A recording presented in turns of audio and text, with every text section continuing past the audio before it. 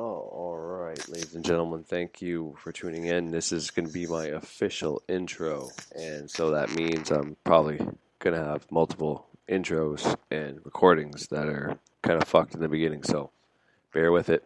I'm pretty sure the information is good and you're going to appreciate it. So, initially, it was supposed to be a different episode. I explained that later on, so let me explain that in the future. So what I'm going to tell you here is basically this episode is, well, like the title description, everything suggests is going to be about this coronavirus, COVID 19, whatever you want to call it. It's going to be about that information about it in case you haven't done your own research, which is probably the biggest advice I can give everybody besides like how to maybe protect yourself magically and just regularly is to don't listen to the media whatsoever anymore about any of this shit and do your own research.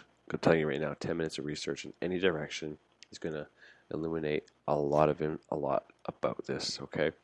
And the fact of the matter is, whether they're doing it because they don't know any better, whether they're doing it to make somebody like Donald Trump look bad so he's not reelected, whether they're doing it to cause fear and panic just to, maybe stop this empowering movement, people empowering themselves, magic, maybe they're doing it to actually so that people die, so we depopulate, who knows?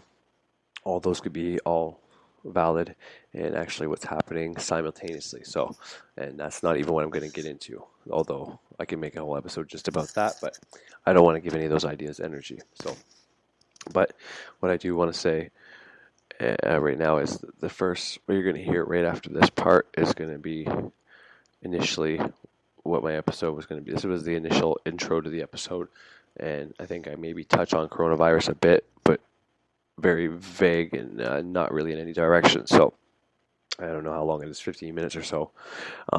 There's probably something in there of use, so I'm leaving it on there. And then I'm going to actually, after that's done, you're going to hear from a website, I read some descriptions and one of the terms and what like COVID and a bunch of information about the disease. And this is the generally accepted information that's going around. Okay, so I don't take this for what it is, and it's just what they have posted out there for everybody to see. It's just a bunch of vague information explaining things. Now, some of that stuff is actually useful when you break it down, and that's what I'm going to do later on, is take some of those parts and explain why. Okay, right here in their statement, they stated this, and because of this fact and this fact, well, that makes that not a big deal, even though in the context they put it in is a big deal. That's kind of what I'm going to do. In my videos, I said I was going to break down the Joe Rogan video where Joe Rogan and I forget the guy's name, Michael something. He's a so-called expert, and I've found many flaws in some of the things he was saying. Now, the flaws aren't necessarily with the virus itself. It's about other parts of the body, how the lungs work, how the respiratory system works. His quote unquote conservative estimates. So a lot of little things like that, and I'll keep that stuff on here, but I don't think I'm going to necessarily play it like I played Peterson that one day and just keep pausing it and interrupting. If I have chance, if I have time, maybe, but I don't think I'll be doing that anytime now. But like I said, this is mainly an information episode about why the coronavirus is a real virus, but it's not as intense or as bad as they're making it out to be, and even more so, it's not as severe or life-threatening to everyone, and I'm going to give you a bunch of information on why that's true, what you can do, how you can prove it, where you can look, so on and so forth. So that being said, I'm going to get to that first recording that really has nothing to do with coronavirus, and then after that it's all about that in sequential order. So yeah, I hope you enjoy the show. All right, hello and welcome everybody. What's going on? I am Corey LeBlanc, the ceremonial witch. Blah blah blah blah. I always say that shit. But anyways, how's it going today? Hope everybody's having a good fucking day. Sorry, I'm kind of doing something at the same time, and it probably shouldn't be, but it is what it is. One of the movies didn't fucking come through. for some fucked up reason. All right. Oh, it's still importing. Anyways, so I just recorded myself in the car. My phone was dead, so I used that camera I got there that I was telling everybody about, using to film a wedding. My father, well, it's not father-in-law, but my mother-in-law's boyfriend, who's fiance, I guess. They're going to be getting married shortly, so they asked me if I would film the wedding, or not film, take pictures rather, but it's got a video option on it. It's a Nikon D5200. It's pretty fucking cool. It's got all the modes that you would use for beginning, like amateur, slightly professional photography. It's got a lot of the basic ones you would see on a regular digital camera as well. You got a bigger lens on it as well, which that could be problematic for up close photos, but because it goes far. It's for anyways, but yeah. So I recorded a video in the car of me talking about fucking everything from, and it wasn't very long. I think 20-minute or a 10-minute video and a 20-minute video of me talking about depolarization, how I refer it to getting my new vehicle, and then I start talking about how depolarization within, the areas of life that you enjoy, that you're passionate about, that you love, is a bad thing, problematic, and then I start giving correspondences about Venus, about Mars being passion and love, air and water, stuff I've already went over, maybe some new stuff, but anyways, let's see if I can get that up on Instagram at least. But I always have trouble with big files, uploading them to Instagram. I always have issues. I fucking hate that, but it just is what it is, I guess.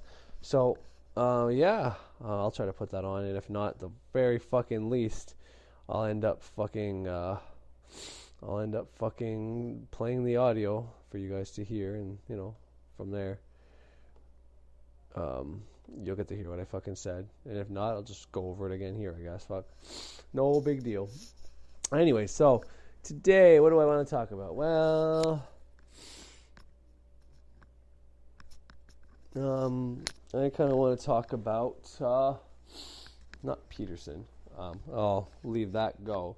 But I may play something, and not very long, 10 minutes of probably, I don't know, it's one of his biblical series, but it's talking about sacrifice, how sacrifice evolved, and how to incorporate it in your life in a good way. And I think that's important.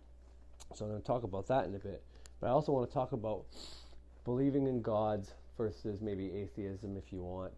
I don't think either way is right or wrong. I think we have the capability to believe whatever we want, really. I think there's kind of two versions of it. Either there is an actual hierarchy of beings above us that kind of, maybe it's ancestors, people that got out of the reincarnation wheel, and they form these bigger beings up there, depending on, I don't know what, but there's this hierarchy of all these emotions that we have to master here on this planet. Whenever you do that, and you leave this realm not in fear and, depolarized, I guess, slightly as much as you can, then you can move up, whatever the case is. But unless there is a big, pantheon, almost like a population, like a civilization of these upper beings that control these emotions and mental states and passions and our loves and everything spiritual that governs this plane, whether you think about it like that or you think about it in the guise of, the creator, the all right? Is everything. It is all of us. It is all of our emotions. It's everything all at the same fucking time. The law of one, basically. And that's just so big that it doesn't matter what you conceptualize either as a god, whether it's energy, whether it's the Bible God, whether it's, the god and the goddess, whether it's the 7 planets, and then there's something higher than it, whether it's us, believe in yourself, something people say. When someone believes in themselves, they can conquer their cross conditions, they can conquer their limitation or surpass their limitation, and because they believed in themselves. Now, it's not necessarily believing as a god, but, so that's kind of what I want to break down today for you, and why I think that and how it'll be necessary for you. Now, I haven't decided yet. I might actually create a show called No Bullshit Occult Shit, and it's going to be probably a philosophy-based show. And for my ceremonial witchcraft, I'll either do only small episodes about important ritual things that you can do to actually make your magic work, or the things I did. I don't ever want to just say, hey, this is what I did, it works, and do it. But I want to tell you what I did that did work, and then from there, you take it, create it, make it your own, and something to that effect. So I might keep that for just ceremonial witchcraft, because this is supposed to be my brand of spirituality. But I might just keep it simply about magic. I might get into some mindsets, and then the no bullshit occult shit would be basically philosophy stuff, things that I think of, good ways of looking at life, which you might be like, well, that's not beneficial, I just need to know how to do the ritual. It's like, well, yes and no, because if you don't believe in a force that is bringing this to you, whether you just simply believe you have the power, say, well, then who gave you that power? Like I said, anybody who is, that's why I put my kids in a Catholic school, because in my area there is no other religious schools. However, if there was, then I might be more inclined to put them in a different one of these religious schools. But I believe believing in a God is important, because it creates the foundation. It gives them a reason to strive to be good. And when you get rid of that God, that right and wrong and all this, things get messy and get ugly. Things can get nihilistic. People can just not care. I think the main reason they have the Bible has the commandments, but that the Christian church and Judaism and all these other religions put forth, because like even Wicca, right? The Wicca Read, they harm free, or do no harm, basically, which is the wrong way of saying that, but having these philosophies that we don't harm anybody. Birch goes into depth on how it was for public relations to have a campaign to make witches more acceptable, so we weren't persecuted. And he said it served its purpose, and great. But he's like, there's a lot of brand spirituality that don't have that, and even more than that, that's flawed in its essence, because just to say a blanket statement like don't harm people just means well, if someone's harming your family, that means you don't harm them, or is that an exception? And if so, then you need to clarify exceptions. You need to have it, something that, justice is different from harming, maybe no vengeance or something to that effect. Anyways, point is, I just want to break down why believing in a God, a force, the all, whatever, how it can benefit you, how it's benefit people, and I think why we do it, because I've said it many times, I'm not completely convinced that all our deities that we believe in, that we personified, Greek mythologies to the days of the week, which is kind of like Roman mythology, which is a derivative of Greek mythology. But point is, all these things are around us for a reason. Every day of the week is basically a day of worship for said God. Whereas a Christian religion is just like, well, there's only one God. We only believe in the one true God, and he rests on either the Saturday or the Sunday, and that day you should rest as well. Well, okay, but in all honesty, there's these other forces that rule us, that even rule the people within the Christian religion. Because if someone is telling me they're Christian and they're all for Jesus and saving humanity and this and that and the other thing and love your enemy and shit like that, well, that's all great. But then someone who is either, a witch or a Satanist or even just Islam, and they don't like that person and they would persecute that person, well, they're not loving their enemy. And even more so, Jesus' words, do not judge, or because if you judge, basically the amount that you judge that person, you will be judged as well. And basically it's just kind of what goes around comes around, because if you're judging people, well, then you're going to get judged, which is what's happening, right? I'm kind of passing off a judgment of these people, but I shouldn't be. Anyways, and I know that. And like I said, I try not to get into the politics of any religion or any politics or anything like that, because it's polarizing. People's thoughts are tied to their emotions. People's beliefs, passions are tied to their love, to their emotions as well. Like it's crazy. So it's a dangerous slope to get on. And that's the whole point of depolarization, or at least, sorry, one of the main reasons for depolarizations, at least in theory, is to not be so black and white that you're either on the side of good or the side of evil. Well, it's not that simple, because you need both at times. You need both destruction and, rebuilding. You can only rebuild after something's been destroyed, but you can only build on land that has nothing there. And that nothingness could be perceived as bad, but that nothingness could also be perceived as good. Because there's some days where I want no fucking sounds. I want silence. But other people might think, no, I don't want silence. I need sound. I don't want to hear the voices in my head. So every perception, every point of view, everything is dependent on the person, the culture, the society, I talk about common sense a little bit in that video that I'm going to put up. And I go in that, well, okay, common sense might be a thing, but does it go by people an IQ of at least 90 have common sense? And I think it's 83 that the military doesn't let people into the military if they have 83 or lower, because they just can't be taught. It's not worth the trouble. Even if they do teach them, they may not retain it. They're going to spend more time continuously re-explaining themselves over and over and over again to these people, because they just don't have the IQ to sustain their types of jobs. And the military, that standard is pretty low, like generally speaking, depending on what stat you look at. But McDonald's, Tim Hortons jobs, and I'm not dissing them because I've done my share of them. There's nothing wrong with that, but generally you need to be able to speak to public. You need to have a base level of math and stuff like that. So I think it's like 85 to 95 is the range that people fall in to have a job like that. So 83 is actually below that bar for those jobs. Now, that doesn't mean that's the only job that people can have. There's other jobs that require probably less than that. Point is, is that where the common sense marker is? Or is it more like, well, it depends on the sense of your common era. Like wherever you are, there's going to be a different sense of how you do things. Right? Now, I'm here in Canada, right? We get snow in the wintertime.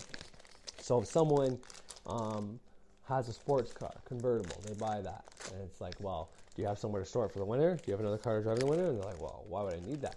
Well, common sense, bud. We get snow in the winter. You're going to wreck your car. You don't have a roof. When it gets pretty damn cold, and even if you have your heat full blast, it's going to be hard to keep that warm. It's going to get fucking wrecked. You're going to get shit on. You're going to wake up some days, and you're going to have 2-3 feet of snow on there. And if you only got a rag top, how do you think it's going to work? That would be common sense here. But somewhere where they don't get snow, that may not be common sense. You know what I mean? So that's kind of what I mean. My common sense isn't going to be the same as somebody where it doesn't snow at all, or where it's dry and there's not a lot of water, or where there's no indoor plumbing, or outdoor plumbing, or any plumbing, period, or where, there's no Christianity in Bible, no judges, there's going to be a whole different common sense. So that's the scope I like to go about when I'm talking about spirituality, God, and other religions. I can judge them all day long by my beliefs, but that's simply my common sense now. My common sense is that, well, this is what I believe. These are my belief systems, and anything outside of that is not common knowledge, not common sense, and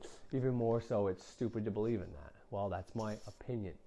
Okay, and I try not to do that, because I think everybody, every culture, every religion, every political view has good and bad within it. It's just like everything and anything else, whether it's the planet it's talking about, whether it's energies, whether it's gods, whether it's people, whether it's races, whether it's jobs, corporate hierarchies, fucking capitalism, sexism, feminism, different communities, racism, shit like that. Doesn't matter. There's goods and there's bads to everything. But anyways, coronavirus pandemic, my God, that's something I fucking should talk about, but I'm not going to. I don't want to give it any more energy than it's already given. But I do want to say one thing, and I don't believe in doom and gloom stuff at all, basically, really, in the scope of things. But, a while back, whenever, before fucking, what's his name, the guy that was a truther, and then he got caught with like some kind of porno on his screen whenever he was doing a fucking episode or something, and fucking, not Jordan Maxwell, fucking, Frederick Xavier makes fun of him enough too. I can't think of his fucking name. But anyways, there was a lot of talk about martial law coming in, bunch of coffins, places, underground bunkers, that. And as far as I can tell, people have moved away from that, but at least I have, because I don't focus on that shit anymore. But maybe it's at an all-time high, and I just don't subscribe to those channels or those watch those kind of videos anymore. It could simply be that. But the rumors that go around, and I say rumors because I can't tell you if this is factual or not, but basketball games getting shut down. Like, fans are in the stadium and they say, no game tonight. Basketball player going around talking about how he's never going to get the coronavirus, and then they make it public that the guy who said he wasn't going to get it got it. No, so what does that tell? That should tell you something. And I won't even say it, but that should tell you something. The fact that soccer games are being canceled, flights to and from European countries are not being allowed to go, or postponed, delayed, whatever you want to call it. A whole bunch of shit. To the point where certain hospitals, if someone who may or may not have been affected with the coronavirus tries to leave, they will have to contain it whichever way necessary, and you could draw your own conclusions from that. And all these things, right? And not to mention the fact that the regular news is focusing on this shit. Tells you that the regular news is focusing on this shit, so the fucking the independent media doesn't even have to, because it is technically a pandemic. But one thing that comes to mind through all this is we want disclosure on aliens and shit like that. People have been saying that for years, right? Well, this is something that might have been otherwise covered up, and it could have been a conspiracy, but it's not. It's out, it's leaked, they're reporting on it. If you released information about aliens, it might be just as, if not more, crazier than what you're seeing right now with just a simple virus that they can't stop. But that's besides the point. But what I'm trying to say is, if any of these rumors hold weight, what's going on, they've literally been, different governments, powers, have been given authority to stop public events, stop the public from moving freely from country to country. They've been stopping different sites, different people talking about it.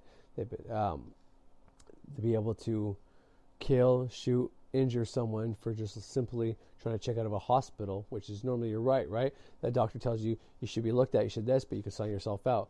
Well, if you have this, or are presumed to have it, or be in close proximity to someone who had it, therefore you don't have any rights. You have to stay there until they deem you not a threat. So, if I was to start a conspiracy or try to bring on some doom and gloom shit, that's what this would be. But I think there's more to it than that. I know Russia and Saudi Arabia controlling oil prices.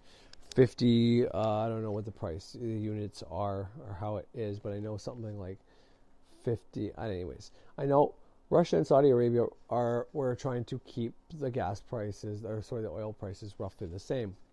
United States exporting, importing their own oil keeps reducing the price. Therefore, kind of not necessarily pissing off Saudi Arabia, but both Saudi and Russia's like, well, we can live on 50 fucking, I don't know, I don't know the scale, but they can live on a fucking high number a day. If they're going to be all fucked up, it doesn't matter. We don't need your fucking cheap oil, whatever. So basically, it's good. I don't know. I know there's some connections between this and that, and whether it's released on purpose or it's just some fucking ploy to make something else. I don't know, something else masquerading as something else, I guess is what I'm trying to say.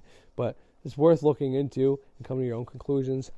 Everyone want to look at Saudi Arabia, Russia, and the United States oil crisis bullshit going on. Because, the fracking to get more oil and shit like that has been working for the States pretty good. And they're able to do it a lot cheaper. But the point of not doing it cheap is just to regulate it, right? If everybody can afford, gas, if it's more cheap, then people are going to use it more. Therefore, you're going to run out faster. Therefore, you have to frack more. I'm not saying that's a justification, but I'm just saying, if it's cheap, then people won't feel the urge to go battery-powered car. People won't feel the urge to walk places when it's like, oh, fuck, gas is cheap. Don't worry about it. I can go further on this. You know what I mean? So I'm not saying that's why Saudi Arabia and Russia want to keep their prices high. But I mean, everybody does that. Stores do that. It's like, okay, we all have the same product. What are you selling yours for? They get a little competitive. They have their sales sporadically, each one, but and they have their things. Well, we'll match anybody's price, anytime, anywhere. Just bring it in the receipt. So I mean, this is not a new thing in business. This has always been happening. People make a big deal out of it because it's been made a big deal that this stuff is causing pollution, global warming. Not only that, what happens when we run out of fucking natural fucking gas, fuel, whatever you want to call it. It's just craziness. But anyways, I still maintain my position. Don't be fearful. Don't let it in. Don't let you consume you. The reason it's amping up so fast and going so many places is the mind. People in their mind. People only focusing on this. People only talking about this. Because it's exciting. People get bored fast. When something like this happens, even though it's killing people, if it's still far from home, then it's still okay to talk about. It's still okay to pretend that the world is going to shit. But it's not. And the more people put their mind into it, I mean, I said it before, the event is the fact that people coming into the knowledge that their mind creates reality. The more people that believe that the mind creates reality, the more faster people's manifestations are going to happen. It's always been the case. However, everybody's attention's been diverted. So, only a base level of what was programmed in them at a young age manifests. And the day-to-day stuff, not so much. But now, with people studying magic, studying different things about subconscious mind, so many people knowing the ins and outs of it, well, we're having an increased rate of this shit happening. Therefore, you release a fucking virus like that. I'm not saying that's what they did, but you release a virus that's fatal, if not sick, especially with people with weak immune systems. Well, what do you think's going to fucking happen? This is exactly what should happen. And if this didn't happen, you'd be like, man, then I don't know what the fuck. All right, ladies and gentlemen. So, before I keep going, what I'm going to do now is going to read you some information. I guess this way you can, in case you don't go find it yourself, you can hear it from me. So, this is from a site called merckmanuals.com, and I'll leave a link in the description. Coronaviruses and acute respiratory syndrome, COVID-19, MERS, MERS, and SARS, SARS. Okay. Coronaviruses are enveloped RNA viruses that cause a respiratory illness of varying severity from the common cold to fatal pneumonia. Numerous coronaviruses, first discovered in domestic poultry in the 1930s, cause respiratory, gastrointestinal, liver, and neurologic diseases in animals. Only 7 coronaviruses are known to cause disease in humans. 4 of the 7 coronaviruses most frequently cause symptoms of the common cold. Coronaviruses 229E and OC43 cause the common cold.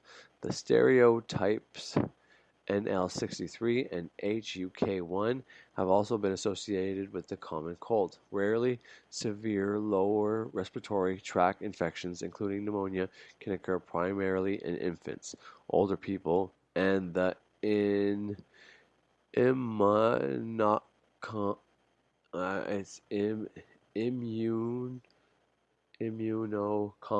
So basically, your immune system is compromised. 3 of the 7 coronaviruses cause much more severe and sometimes fatal respiratory infections in humans than other coronaviruses and have caused major outbreaks of deadly pneumonia in the 21st century. All right. SARS-CoV-2 is a novel coronavirus identified as the cause of coronavirus disease in 2019. COVID-19 that began in Wuhan, China in late 2019 and spread worldwide. MERS-CoV was identified in 2012 as the cause of Middle East respiratory syndrome. SARS-CoV was identified in 2002 as the cause of an outbreak of severe acute respiratory syndrome. These coronaviruses that cause severe respiratory infection are zoonotic pathogens, which begin in infected animals and are transmitted from animal to people. All right, so COVID-19 is an acute, sometimes severe respiratory illness caused by a novel coronavirus SARS-CoV-2. COVID-19 was first reported in late 2019 in Wuhan, China, and has since spread extensively in China and worldwide. For current information on the number of cases and fatalities, see blah blah blah blah blah. Transmission of COVID-19.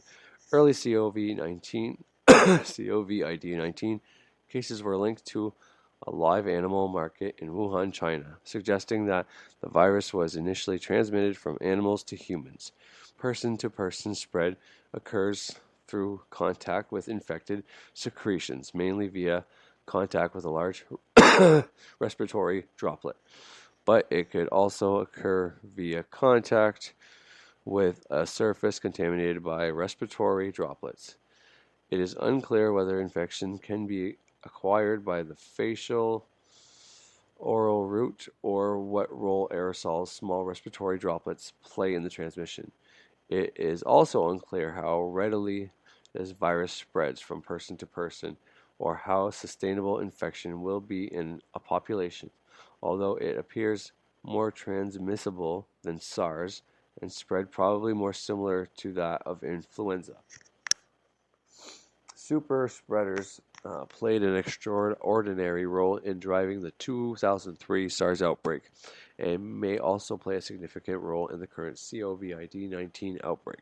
A super spreader is an individual who transmits an infection to a significantly greater number of other people than the average infected person. Quarantine and isolation measures are being applied in an attempt to limit the local, regional, and global spread of this outbreak. All right, so symptoms and signs. People with COVID-19 may have few to no symptoms, although some become severely ill and die.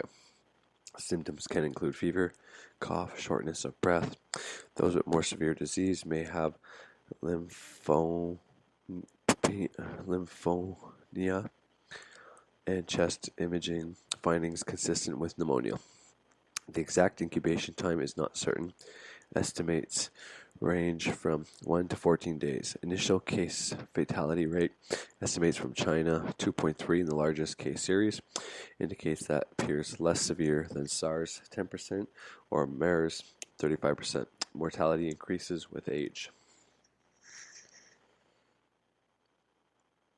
Diagnosis: real-time reverse transcriptase polymerase chain reaction (RT-PCR) testing and upper and lower respiratory secretions.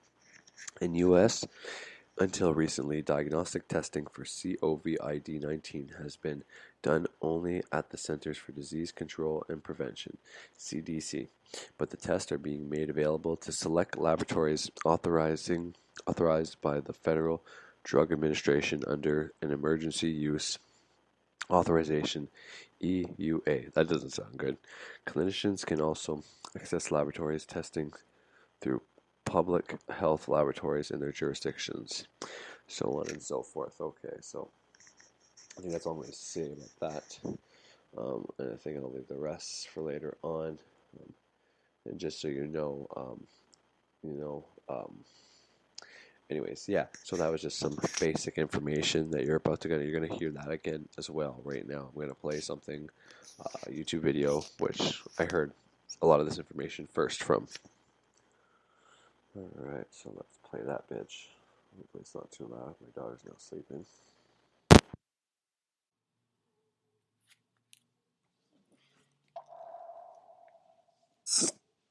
By now, you've probably heard of COVID-19, or coronavirus disease discovered in 2019, which is responsible for a global pandemic.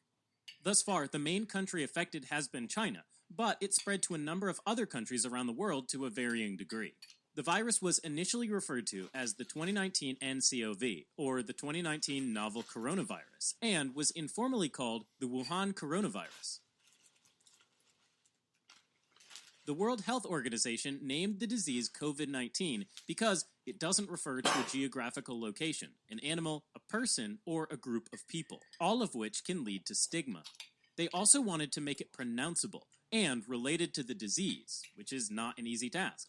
The virus was officially named SARS-CoV-2, or Severe Acute Respiratory Syndrome Coronavirus 2, because it's genetically very similar to the SARS coronavirus, which was responsible for, well, the Severe Acute Respiratory Syndrome, or SARS outbreak in 2002. So, SARS-CoV-2 causes COVID-19. Now, coronaviruses that circulate among humans are typically benign, and they cause about a quarter of all common cold illnesses.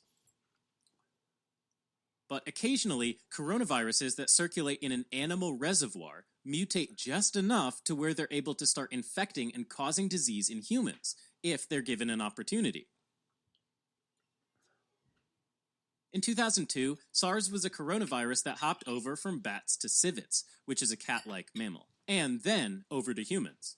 And in 2012, there was MERS, which was a coronavirus that hopped over from bats to camels a few decades ago, and then circulated among camels for quite some time before eventually infecting humans.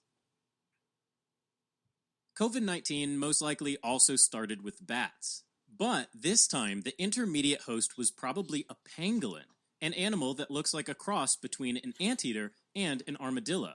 That's based on the fact that scientists identified a coronavirus in pangolins that's a 96% genetic match to SARS-CoV-2.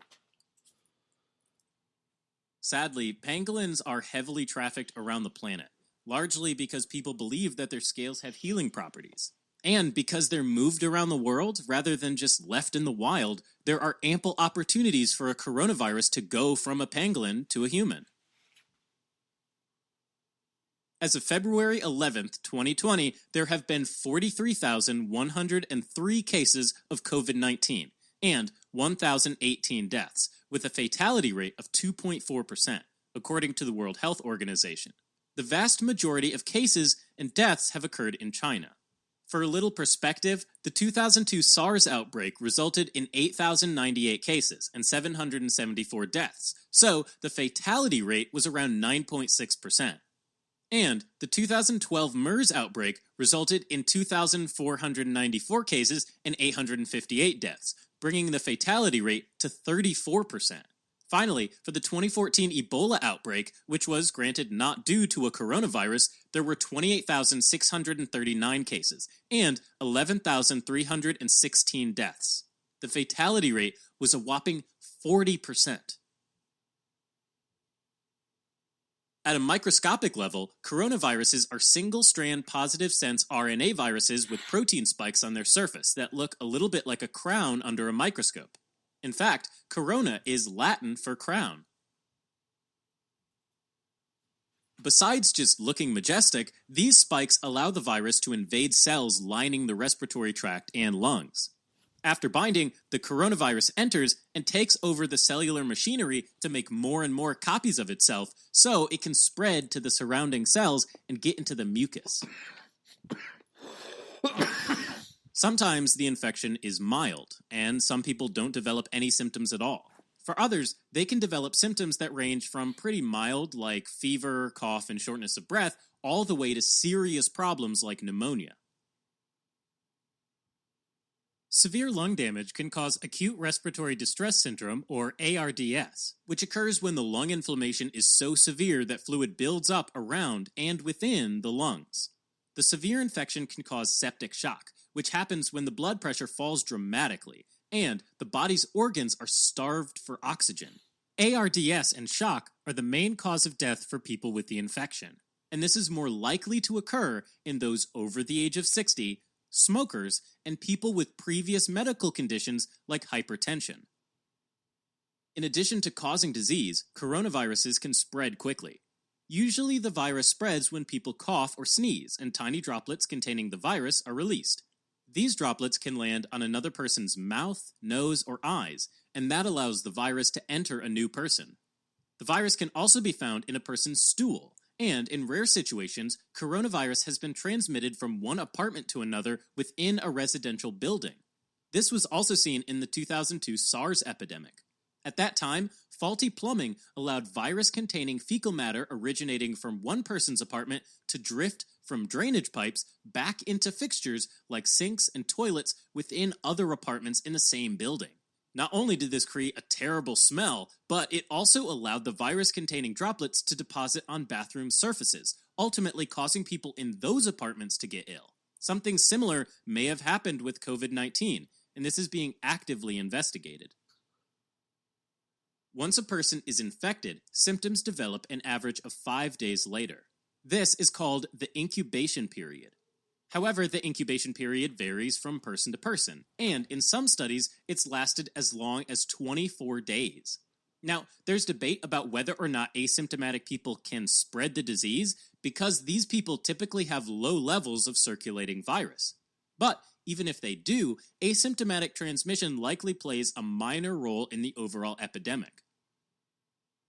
Viruses are given a reproductive number, or R0, based on how quickly they spread, and person-to-person transmission has been confirmed both in and outside of China. An R0 of 1 means that an infected person passes it on to one new person. An R0 of 2 means that one person spreads it to 2 new people, and so forth. If the R0 is below 1, the infection peters out. If it's 1, it stays steady. And if it's above 1, then it continues to spread. The current estimate of the SARS-CoV-2 R0 is between 2 and 2.5. Of course, that's an average, with some spreading the disease less, and others, called super spreaders, spreading the disease at a much, much higher rate.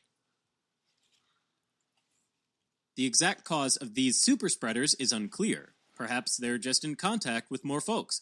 Perhaps their bodies naturally shed more virus. Or perhaps there's some other reason altogether. To confirm the diagnosis, there should be a real-time polymerase chain reaction, or RT-PCR test, which is a quick test used in many labs and hospitals that can detect very small amounts of viral RNA. Treatment is focused on supportive care, providing fluids, oxygen, and ventilatory support for really ill people. There's also some early data showing that 3 medications are highly effective against SARS-CoV-2 in the laboratory setting.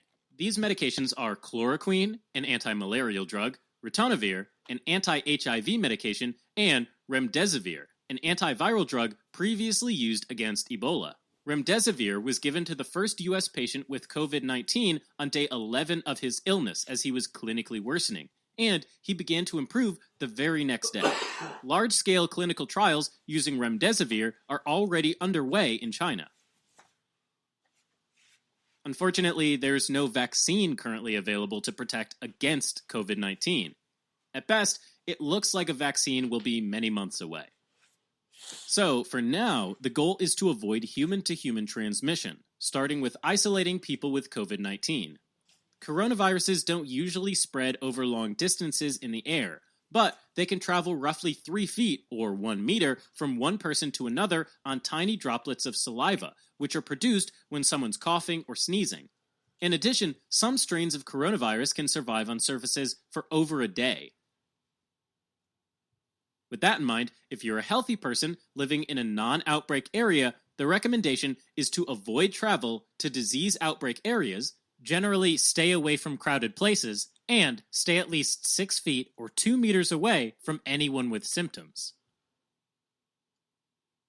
Wearing a surgical mask is not recommended because the general risk of getting COVID-19 in these settings is so low. As always, careful hand washing is the key, and it should be done with soap or alcohol-based hand sanitizers, and scrubbing. Also, avoid touching your eyes, nose, and mouth. This area is known as your T-zone, and it's a common entry point for viruses into the body.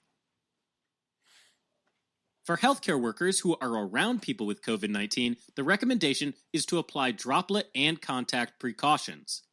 That includes wearing personal protective equipment like a clean, dry surgical mask, gloves, long-sleeved gowns, and eye protection like goggles or a face shield.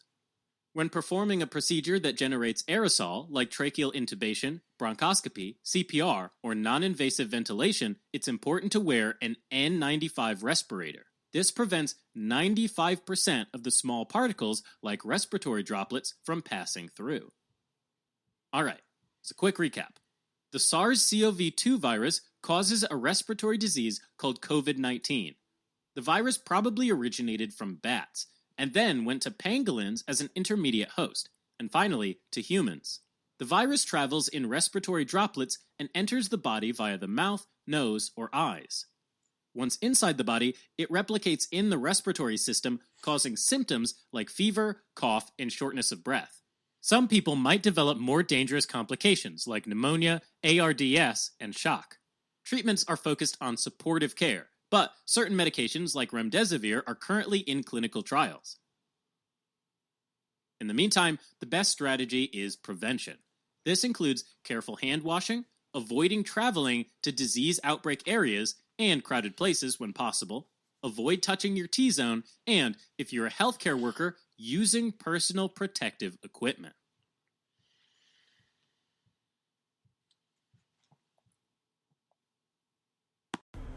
Alright, hope everybody can hear me good. This is Corey LeBlanc, once again back. So, to be completely honest, I don't even know what I've played so far. I'm just going to start talking and pretend I already gave you guys an introduction, but I may not have, and this might be my introduction. Either way, whatever, it doesn't matter.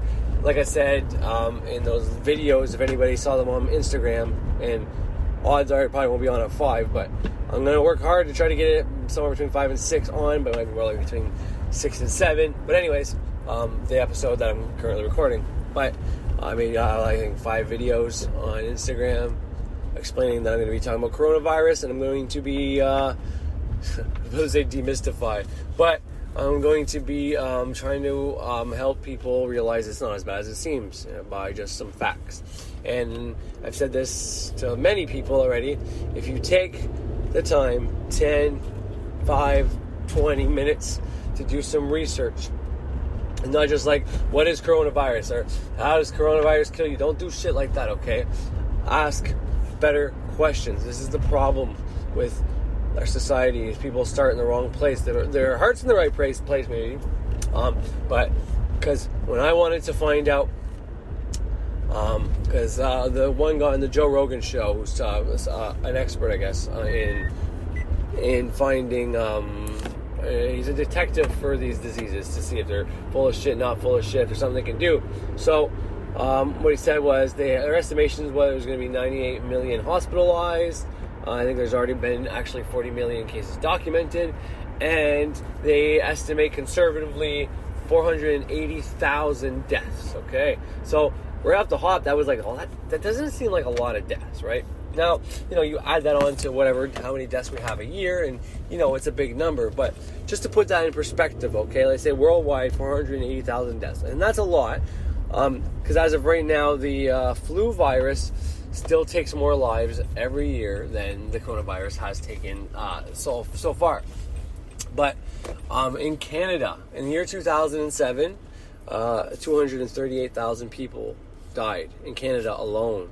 Last year, 2019, it was 280 or 290,000. So it was still under 300,000. And that's like 13 years later or 12 years later. Therefore, we don't go up that much. But here's the thing. Those numbers are going up, but so is our population. We're maintaining this no fucking problem. And so that's just one little thing. But like I said, when I went to find it, I didn't try to find it by saying, hey, how many people does coronavirus kill? And then, get that information. And the rest of the information you're going to get is skewed, or you're going to be blinded by it. All right, so, yeah, you need to, you don't want to be blinded by the info. All I mean by that is start looking at information, and instead of, you ask a question, all right? Sometimes, depending on how you word the question, especially if it's you, because the search engines are stupid, people looking for the right information to tell, I'm not saying this is an attempt to give out false information. Maybe it's a really big misunderstanding. Honestly, there's someone here that knows something either that I don't know, and they don't want released, or they're over-exaggerating it to make mass hysteria, to get people to, not believe in the power of healing or magic or anything like that. which, if anything, this proves it, because the fact that everybody's believing in this fucking thing that's mostly in your mind, well, I can't really say that. There's something that happens in your body whenever you start worrying, okay? I said it many times, the worst thing you could do is stress and worry about something. I said it many times that the cause of cancer, we don't have really a cause of cancer. We all have cancer cells. Most people are born with the thing inside their body that starts the cancer happening, okay? I forget what that's called, but you'll hear it later when I put Bruce Lipton on for you. But what happens is something within your life has to happen to kickstart that, to start making these cells start mutating and doing what they do. And, is that radiation? Probably. That definitely seems to be one of those things that makes your cells start fucking mutating in weird ways. What's the other one? Well, it's stress. It's worry. And it's not for the same reasons, okay?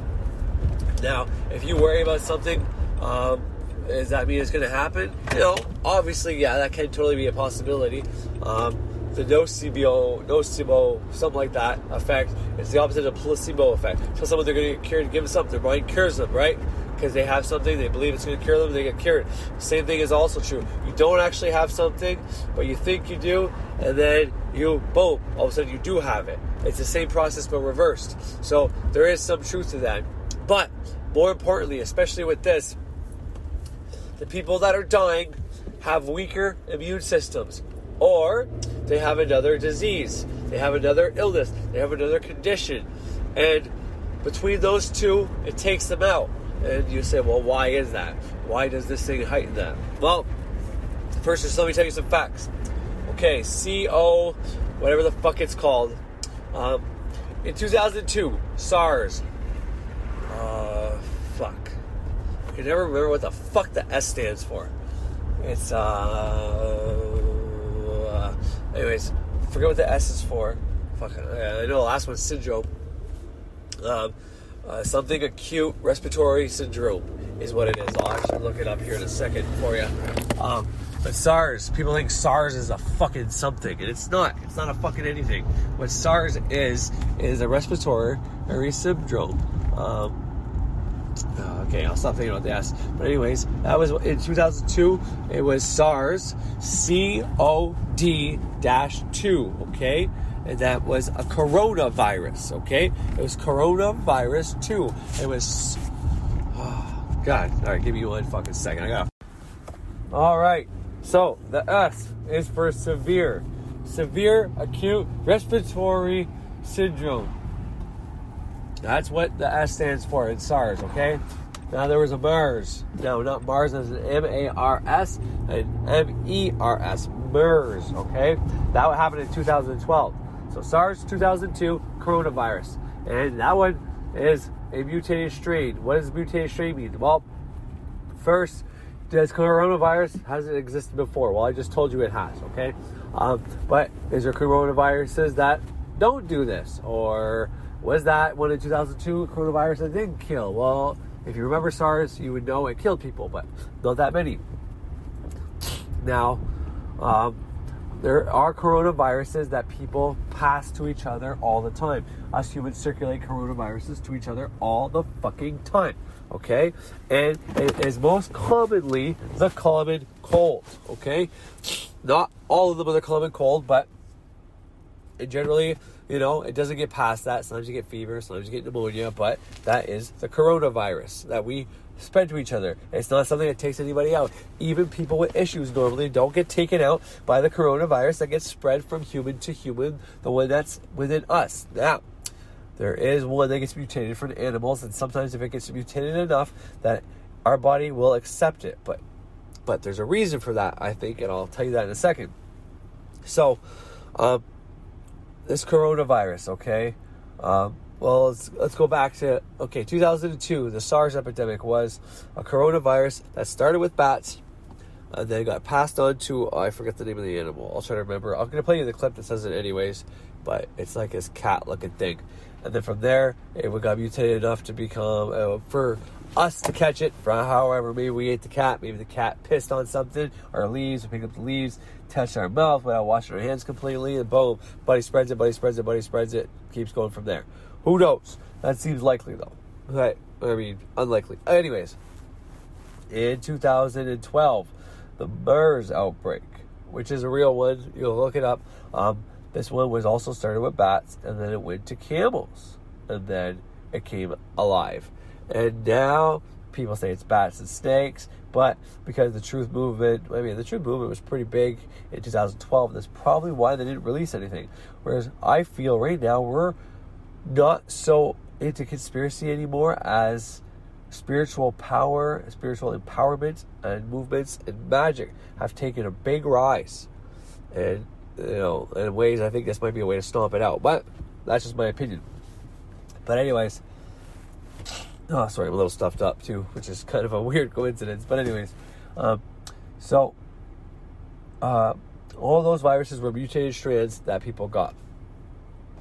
Now, going back to the thing I said about the magical community and people trying to empower themselves, and more self-help shit, more magical shit, more people doing stuff on the line for themselves, shit all over the place coming up every day, more people changing their lives every day, more people getting better and not being, every day. So we have this population increase, we have this magical increase, we have everything turning over a new leaf, far from perfect, but things are getting better.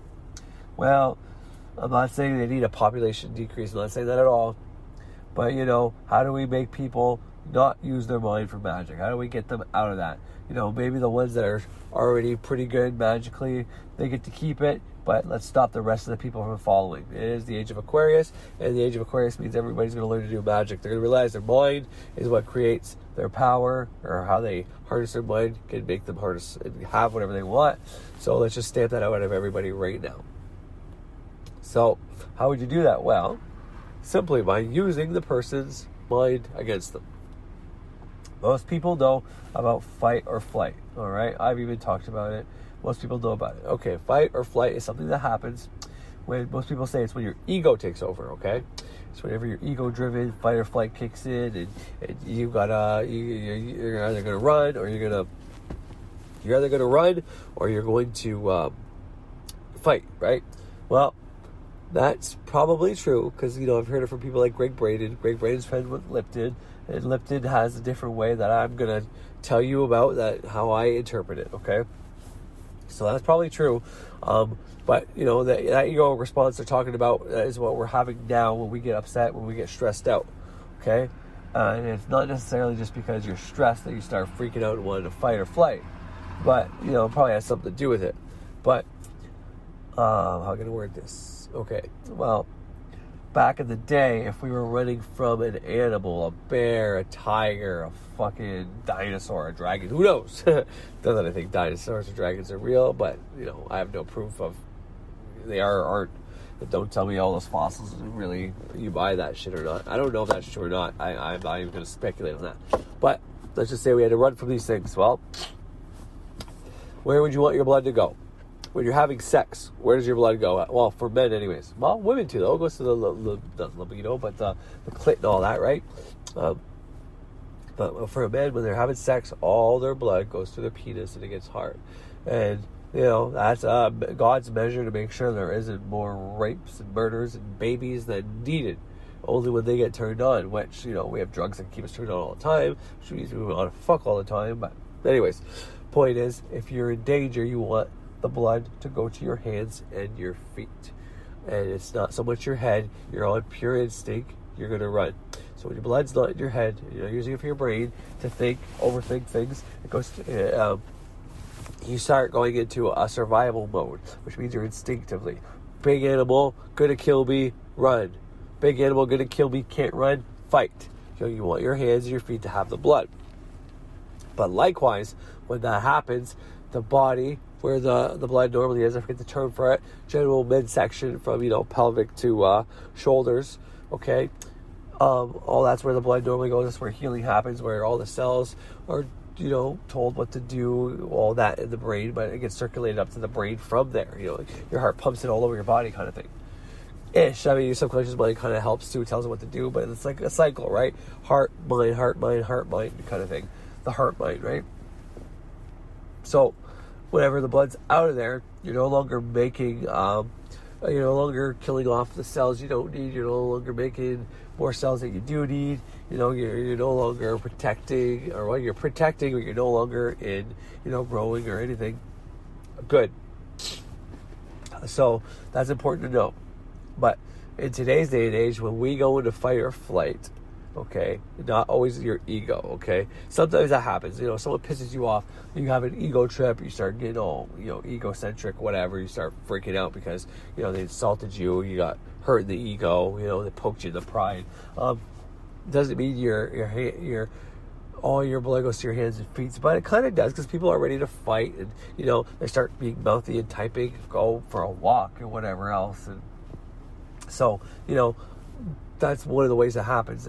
But whenever people are stressed, anxiety, when they're worrying, okay, let's say about coronavirus, okay, well, what happens? Well, all the blood goes to their feet and their arms, and they start running to the store to get fucking, to go get fucking toilet paper, I guess. They run to the store, they drive to the store with their hands and their feet in their car. Ever see someone who's stressed out? They have trouble sitting still? What do you think that is? Well, they have nothing in their brain to think about the problem. They have to move around, right? Well, that's what's happening. But more importantly than that, okay, we said coronavirus attacks people with weak immune systems. Weak immune systems. All right. Well, it breaks down a person's immune system, but if your immune system's strong enough, it fights back, you get back, Does your immune system need energy to work? Yes. Does it need blood to work? Yes. If you're sick, this is right from fucking Lipton. When you're sick, you normally don't have enough energy to get out of bed or off the couch, right? It takes you a few days to get your energy back. Okay. So what's happening then? Well, people are worrying about coronavirus. They're running out to public places to get stuff like toilet paper. So they're exposing themselves because of the virus. So because they're scared of being locked up in their house. So they're going out into public places where they can most likely get the virus. But they are stressed. They are worried. So they're in fight or flight. All the blood's in their feet and their arms. None of it is in their immune system. So they are not protected. So you tell me, what are the odds that person's going to get it? What are the odds that person might attract it? What are the odds that person might die from it? Pretty fucking good, right? Well, that's my point. When somebody has two or more illnesses that are, severe enough, let's say you got diabetes and you attract the coronavirus. Well, not necessarily diabetes, but let's say you have any disease that affects you need a stronger immune system. Let's say your immune system is not strong enough to fight off whatever you got, so you take things to strengthen it or whatever. It's a battle. Some days are better than other days, so on and so forth. Well, you get this disease that this virus that affects you. It brings you down. It takes your energy away. Well, you already have trouble fighting off the one, and this leaves you completely vulnerable. So it takes you out. You get pneumonia. You get fucking flu-like symptoms. You're throwing up. I already said people die from the flu all the time. Well, part of this thing is giving you flu-like symptoms. People die from the flu because it affects them. They because their immune system, and they catch something that they can't shake off. That happens. We don't talk about it. It's a part of life. If you have a weak immune system for whatever reason, and you haven't taken steps to make it stronger, or you just can't do nothing about it, well, then that sucks. It's a shitty deal, but that's fucking life, man. And I know that sounds bad, but it's a sad fucking truth. So, anyways, the reason people that are dying from this, the reason they have more things wrong with them, and that's the reason they die from this, is because there's two things that their immune system is supposed to be fighting, and, these people are probably already stressed out about their current situation. Now they have a new thing. Now they might fucking die, Well, the more they do that, the more their immune system's not working. Do you think the doctor should tell these people, hey, the more you stress and worry, the more your immune system's not fucking working? No, they just tell them, well, your immune system's weak. You really shouldn't stress out about it, blah, blah, blah. They don't tell you down to that. They don't tell you that when you get cancer. They don't tell you fuck all. It's fucking horse shit. But I'm telling you right now, when you start worrying, you start stressing, cortisone is released. Cortisone is the stress. It's a chemical, for God's sakes. It's released into your body, and it tells the blood where to go. You want proof? Go get some information on whenever they're putting something into somebody. From someone else's stem cells, well, maybe not stem cells, but whenever you get an organ, your organ transplant, you get an organ donor, okay? You're getting something, maybe a blood transfusion. You're getting something that's foreign to the body. And as soon as you do that, your immune system is going to want to fight it. So what do doctors do? As they're doing the surgery, they are giving you the cortisol or cortisone, whatever the fuck it is. So your immune system shuts off. Not only that, there's less blood there because the blood's going to the feet and the arms. How fucking cool is that? That's enough proof right there for you. That should be more than enough fucking proof for you. Right there. And that's easily proven. So if nothing else you took from this, that's what you should take. The more you worry about this fucking thing, the more you're at risk for it. So I'm not here saying that you have it. I'm not here saying that you're going to get it. I'm not here saying that it doesn't exist. I'm not saying none of that. I'm saying here are the facts. We always had coronavirus. This coronavirus is going around is a mutated strand. It goes faster, longer shelf life, a longer time that you can have it without symptoms, and transmute it. Here's another good stat that most of the kids in China that got it were transmitting it, but they were dying from it. Now, this is from that one guy I thought didn't know what he was talking about, so take that for what it is. It could not be true. It could be a way to get your kids infected and maybe try to kill them off. I don't know, but that guy had some good stuff, some bad stuff, and some stuff I couldn't verify. So, but that's the guy I said I'm going to try to break down his fucking video and more things I can prove that he's lying about or that are accurate. He doesn't know what he's talking about. The more I can prove that you really shouldn't believe the fucking media, and even more so, you should not worry about this at all. Now, I'm all for state of emergency, not going to work and all that. Don't get me wrong. I don't even care if I can't afford it. I will find a way. I've got a generator. I've got a car. I've got the will to go steal gas. Like, I don't fucking give a shit. But I'll go into Home Depot, let the alarm go off. The cops are going to come. I'll fucking call and say, hey, you come here. I'm fucking hitting you with coronavirus, baby. I got it, and I don't care anymore. And they're going to be like, no, take what you want.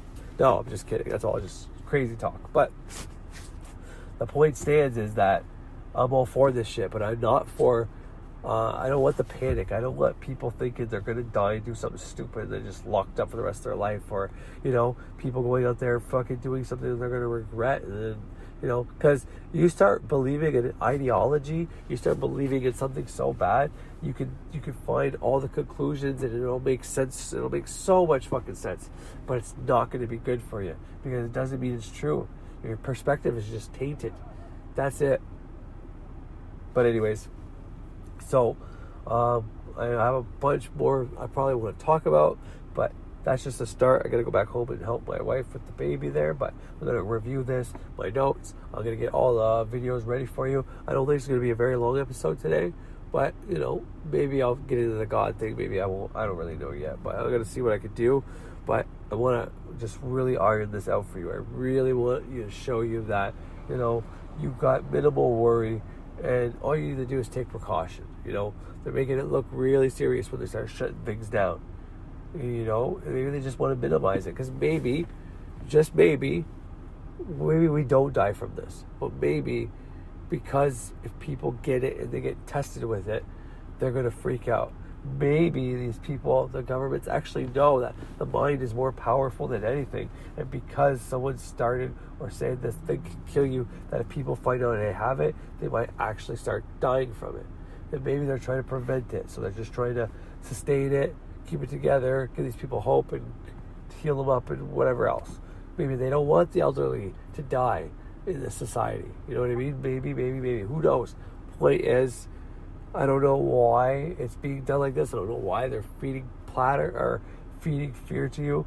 Who knows? I'm not for or against Trump, but there 2002 and 2012, those things were not as publicized as bad as this. You know what I mean? Not as much attention given to it, not as much media coverage, and when those things were at its worst, okay, there was enough about it, but it wasn't like today. Right now, we're speculating more than anything. We are fucking just giving conservative estimations. It's fucking horseshit. So, that's what I want to give out. So, could there be a reason they're doing that while Trump is in power? I mean, it's not all just the States. Obviously, it's worldwide, right? But my point is if Trump is the president who was in power when people started dying from this outbreak and all he did was make people go broke because they can't go to work and shit like that. Maybe that's the point. Maybe the point is to get people to stay at home, not have enough money, go through a fucking recession or a fucking drought or whatever, and it's all Trump's fault. And there's really no big worry. The fucking other shoe drops and we find out that there's nothing to worry about the whole time. And, it was all bullshit and then boom, he got off. I don't know. I don't care. Just don't buy into it. Do your own research, figure it out. I'm going to give you a bunch of shit to look up, so don't take my fucking word for it, but do all your own research and you should be fine. But, election year, it looks good. Because, anyways, so yeah, that's what I got for right now. I'll be right back on. Maybe I'll play something right now for you, give you a taste of some real facts. And I'll give you like the real facts that not saying it's good or bad, just that it is what it is. Alright, I am back. And this is going to be my last segment. I'm going to try to just stick to, I'm not going to go into any more reasons why you shouldn't be fearing this anymore. I think I made enough points with why, it's not as bad as they say it is, but the reason, and it's kind of like a double-edged sword. It's kind of like a fucking paradox in itself, because the virus isn't that bad and you probably have a good immune system. However, if you drop down into fear, if you start having stress and anxiety, if you are one of those people that divert all your cells to your feet and your hands, all your blood to your feet and your hands, and you're in fear and you're no longer using your immune system well, and you're around somebody who's infected, then you can be infected. So, first and foremost, I know it's kind of towards the end of the show, but that is probably the best thing I can teach you. And, it came from Bruce Lipton.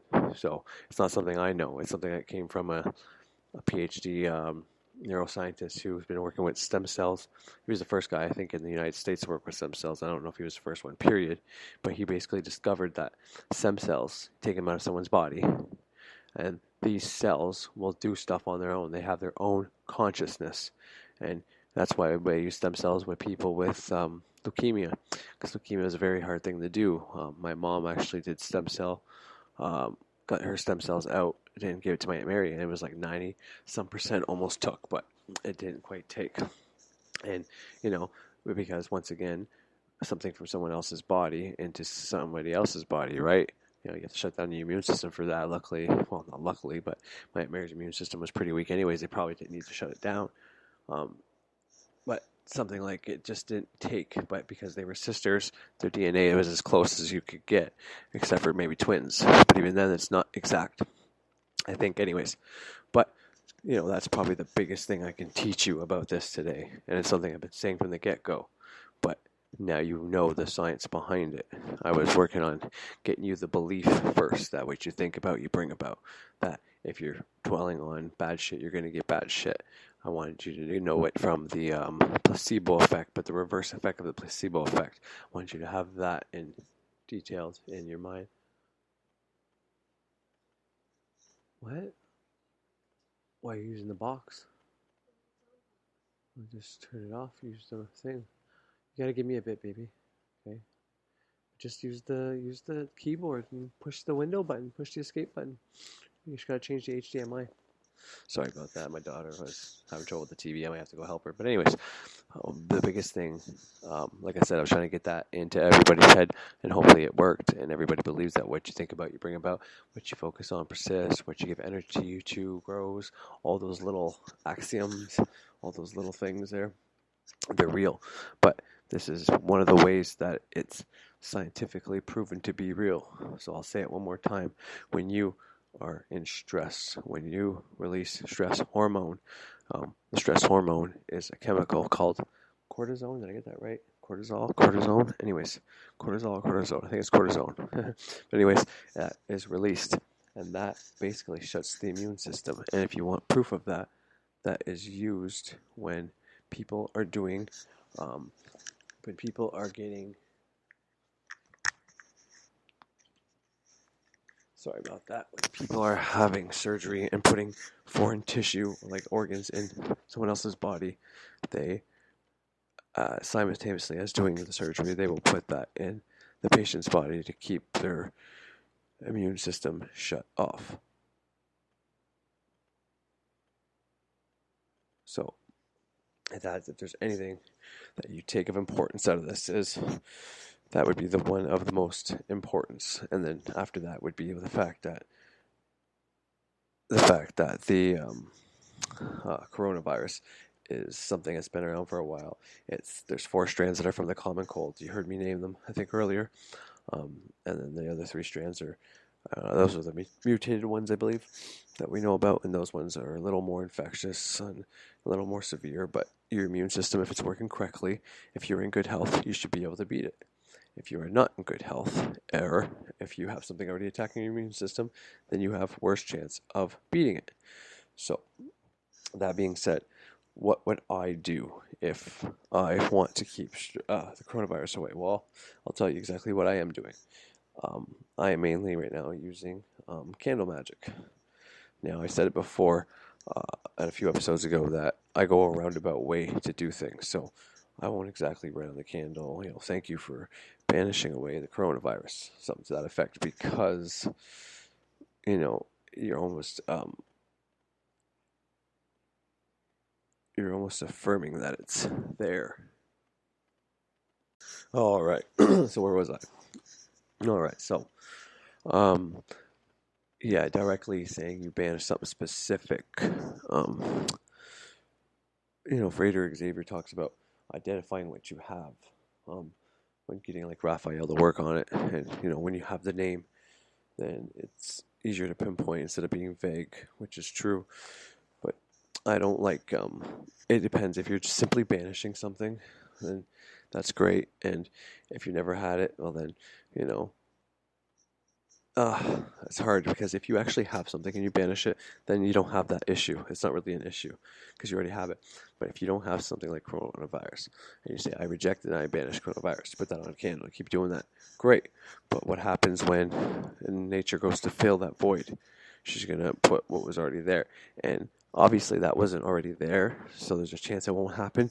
But I don't like taking that chance. If it's like, well, he banished it away, so obviously that was something there before. Anyways, it's just something I don't suggest ever doing. Is, if you don't have the thing, well, if you're going to try to banish something like that on using a candle or otherwise, just make sure you invoke something else and you do it often, so that you make sure that you put the other one in its place. But anyways, if you're wondering why my voice is a little raspy, it's just because my baby's asleep.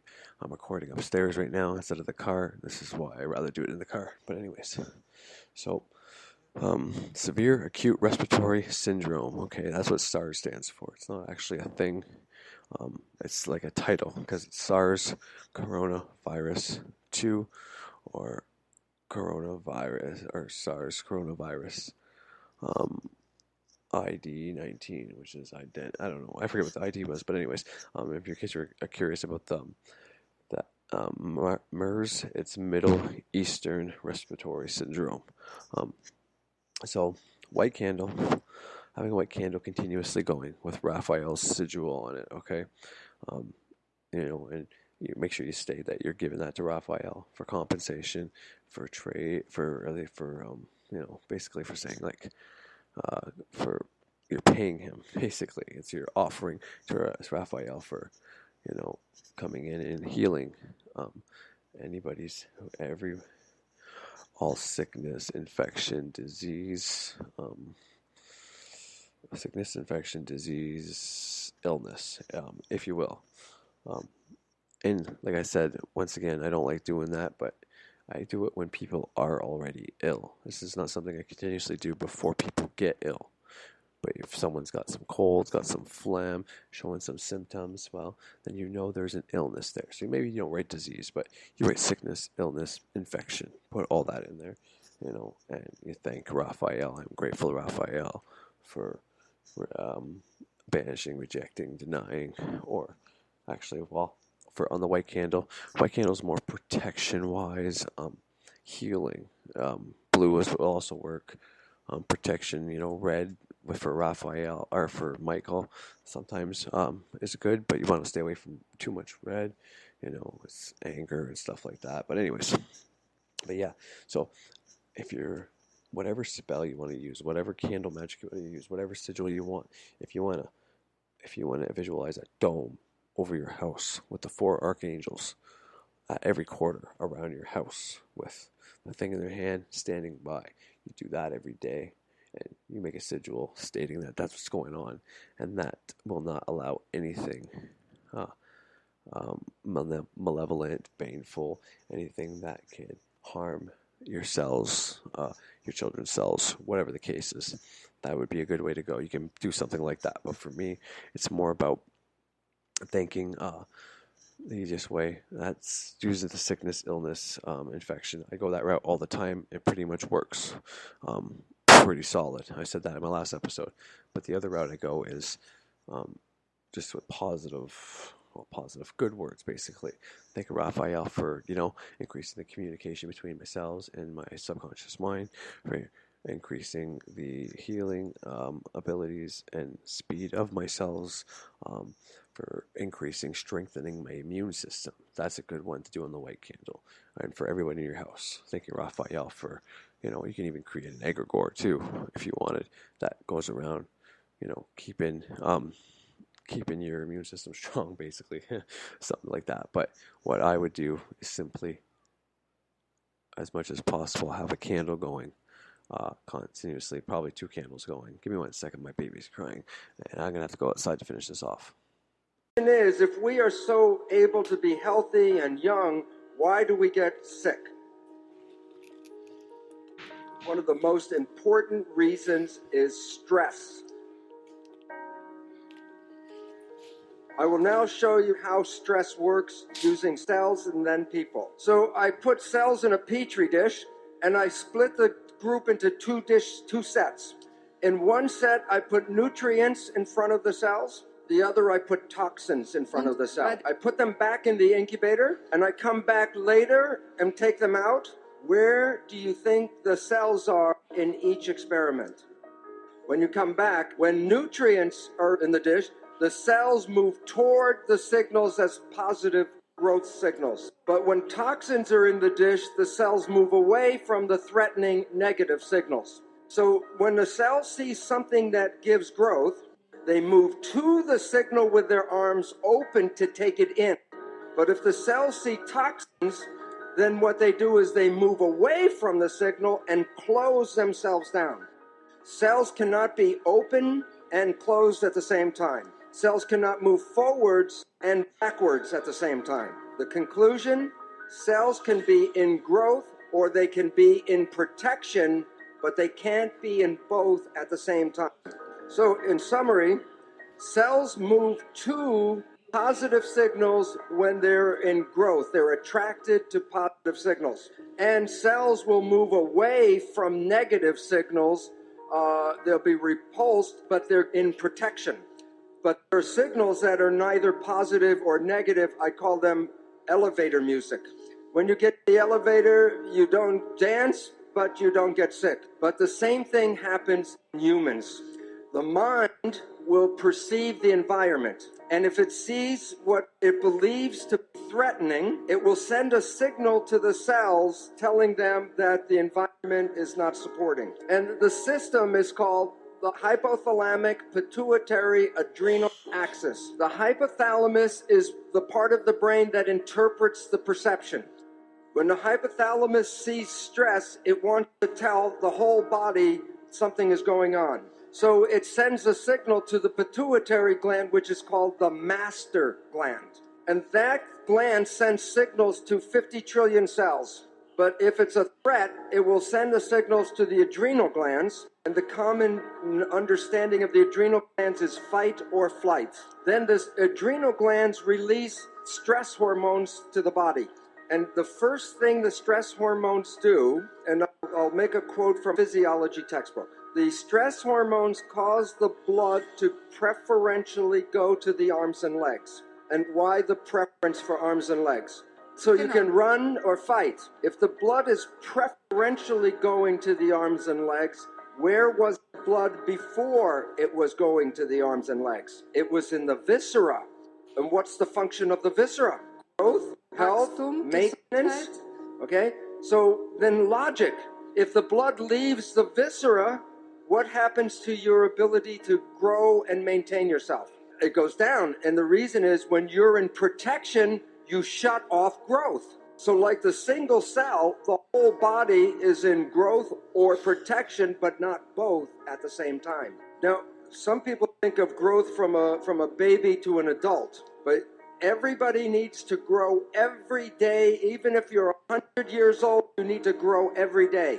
And the reason is that your cells are dying every day. Billions and billions of cells, like the lining of the gut, has to be replaced every 3 days. That's why chemotherapy is very toxic, because chemotherapy kills dividing cells, whether they're cancer cells or normal cells. That's why people that are on chemotherapy have trouble with digestion, and their hair falls out and doesn't come back, and the skin doesn't grow well.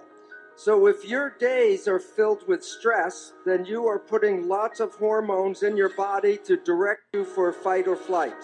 And that is why you start to get sick when you're under stress, because you are not replacing the cells at the normal rate.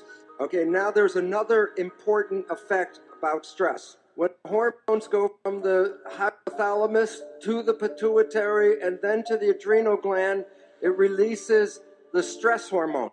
As I said, the stress hormones cause the blood to go from the gut to the periphery because the hormones squeeze the blood vessels in the gut closed. And the function of the stress hormones is to take the energy of the body and get it all to run and fight.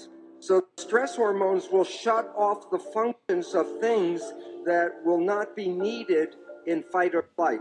One of the most important uses of energy in the body is the immune system. And now think of this, the logic. Let's say you have a bacterial infection and you have diarrhea, and a lion is chasing you. How much energy should you put in to fight the infection?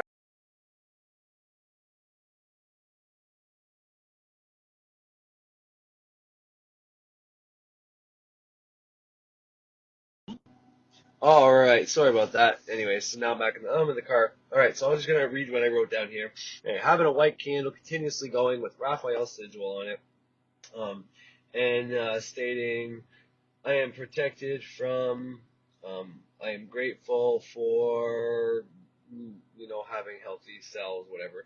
Keep the candle going all the time in house if it's possible, unless because if you can lock your door, that's great. But if you think something's gonna fall over somehow, I mean, a big round candle very seldomly is gonna fall over, But there is something to worrying about fucking fire safety and shit like that. So why the fuck is the mic picking up my voice? It doesn't seem like it's very strong.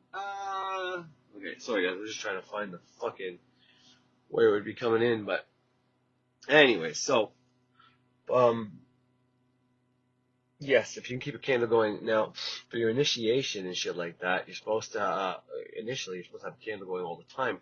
And for manifesting anything, it is of super importance, and a really good thing to do is actually to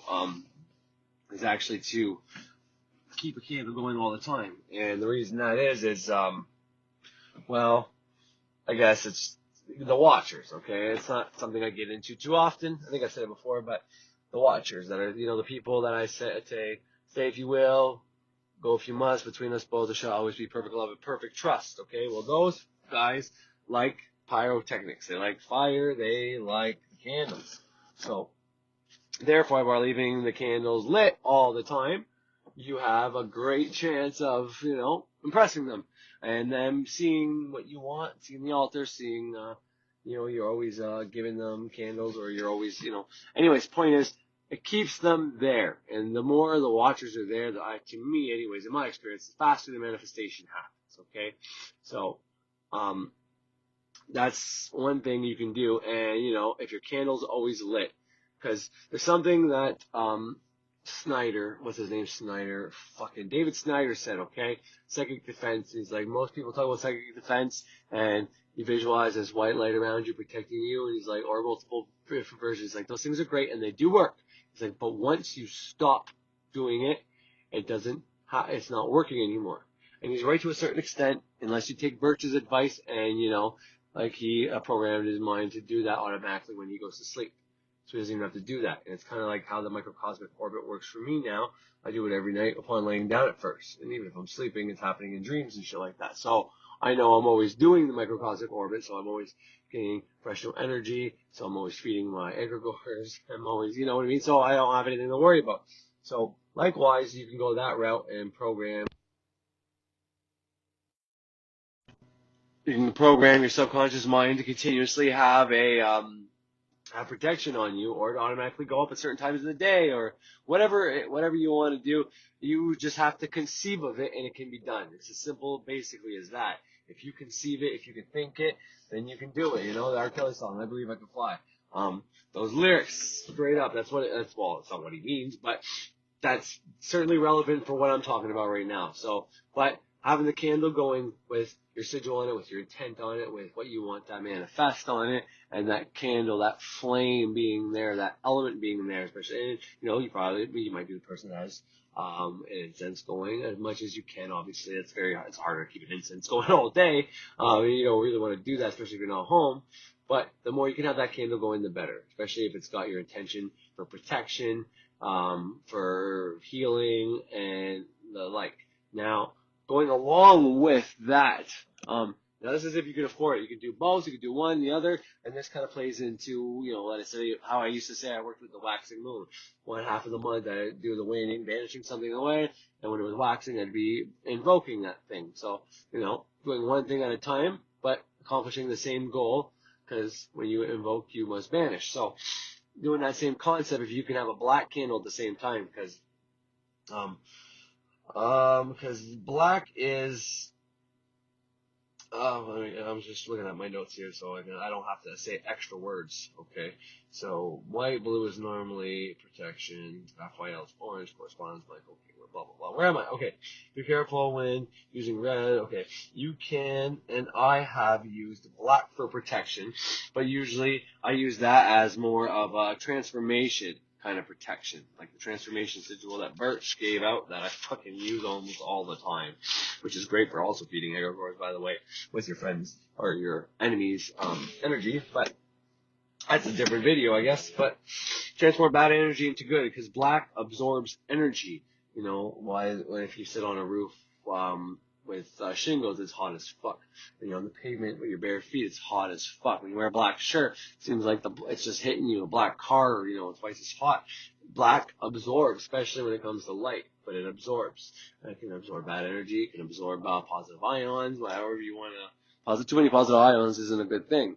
You know, likewise, bad energy. And anyways, point is, using a black candle to banish is a great idea, okay? Because black candles are used for, you know, baneful magic. Yes, of course. They're also used for protection magic, but not in the same sense as I said before. It'd be more along the lines of banishing and rejecting and denying. You know, this black candle is here in case if anything gets through whatever protection I got up with that white candle for whatever reason, well, then the black candle is going to bring it into it. You know what I mean? Maybe you have that first.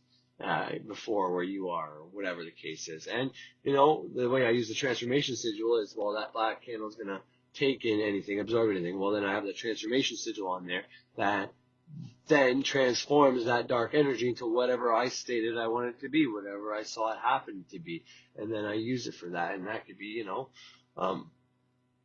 it could be of whatever, any energy of your choice.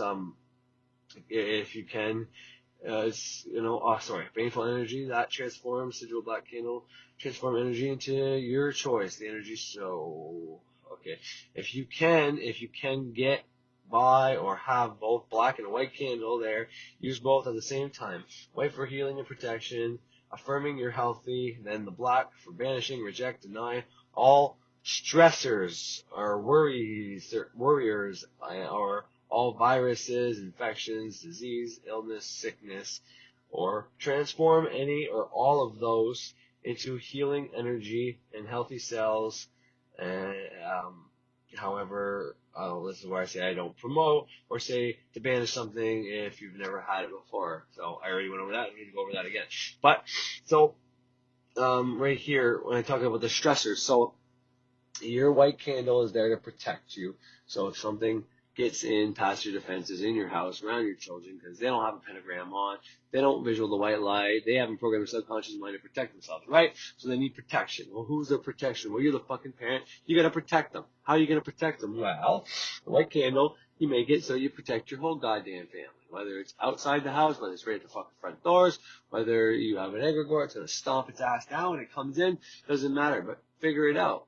That should be that's one of the first things I did when I learned how to do egregores, but prior to that, I was always transforming any bad energy, entities, spirits, whatever, fucking anything that they may have took home from school or anywhere else inside the house with to hurt another child or hurt themselves any further. And I would transform that into loving, creative, sometimes financial, energy that I can use for, creating something out of love and compassion and get a financial gain out of it. And I'm telling you right now, it's worked. It absolutely worked a lot, and I'm very grateful for it. So, but when earlier I stated the fact that when you're stressed out, cortisol is the stress hormone. It's a chemical, for God's sakes. Okay, so that is something that happens to people when they're stressed out or they start worrying, and likewise that shuts down your immune system. So your white candle's there to protect you, right? Well, your white candle goes out, you didn't notice it, and all of a sudden this thing creeps in. Okay, well, your first line of defense, maybe you don't have your pentagram on, maybe it broke, because this thing can break those, sometimes that energy, your chain will work, but sometimes it'll take the chain out, though. It'll sacrifice itself to take the chain out, so the next guy does get a piece of you. So what do? Well, if you're not worried, if you're not scared, if you're not fearful, your immune system will be up to par. You won't be in fight or flight. You won't have the urge to run or hide or get away from there. You'll be using your mind intelligently, and you'll be able to protect yourself. There won't be anything to worry about. So that black candle could be there to reduce all those things or banish all those things, so that doesn't happen. Now, that's more trickier wordplay, and I'll leave that for you to figure out, because, yeah, I don't need to tell you guys everything I fucking do. I mean, and then someone twists my shit, or this does something and doesn't allow me to use these words anymore or something, which, can't happen. Not anyways, but point is, that's another good way to go, right? This way you hit both aspects, okay? But you can also use the banish or the invoking, and when you banish, you must invoke. So you are banishing away all stressful energies, entities, anything causing you to go into flight or flight. And you are banishing... I forgot what I was going to say. I didn't even write that part down, but maybe I did. Banish something, invoke, accidentally affirm you have disease.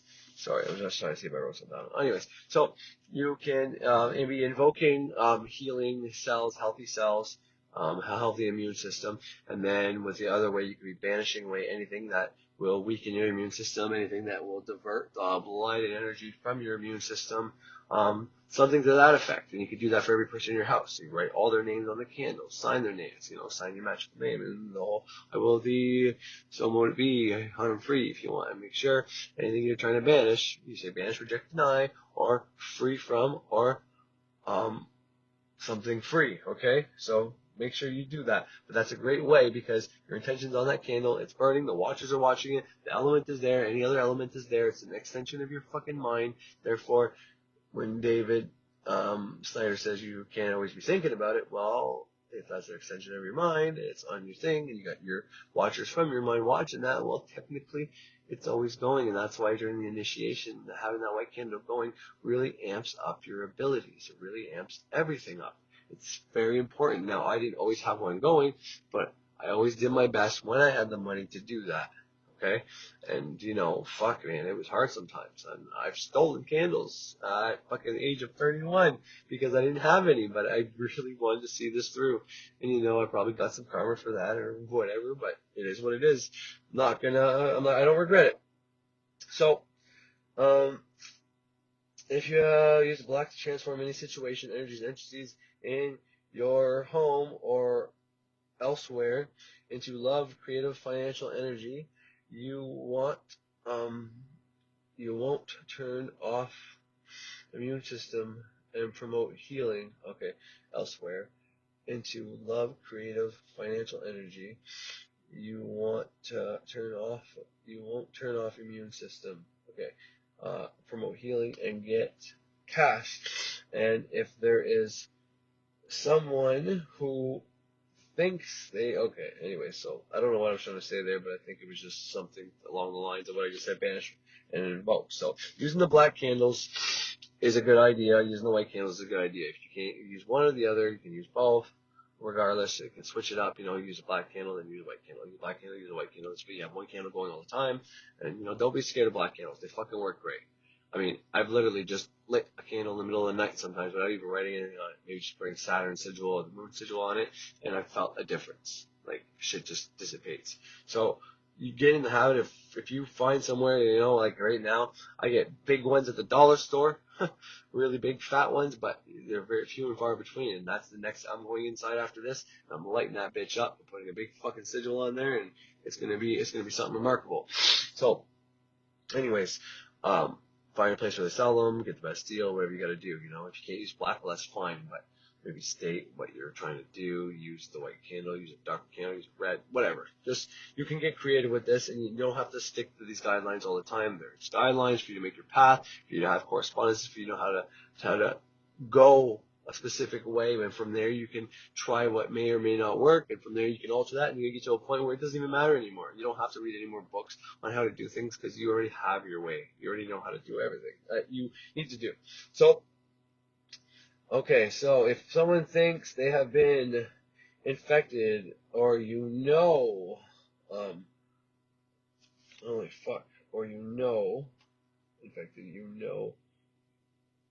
I don't even know what that word is. You have proof, I guess. There's getting it,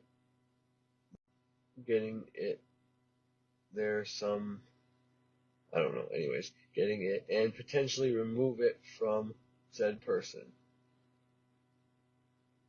Oh, what the fuck was I trying to say there? Anyways, tape recorder at night with affirmations.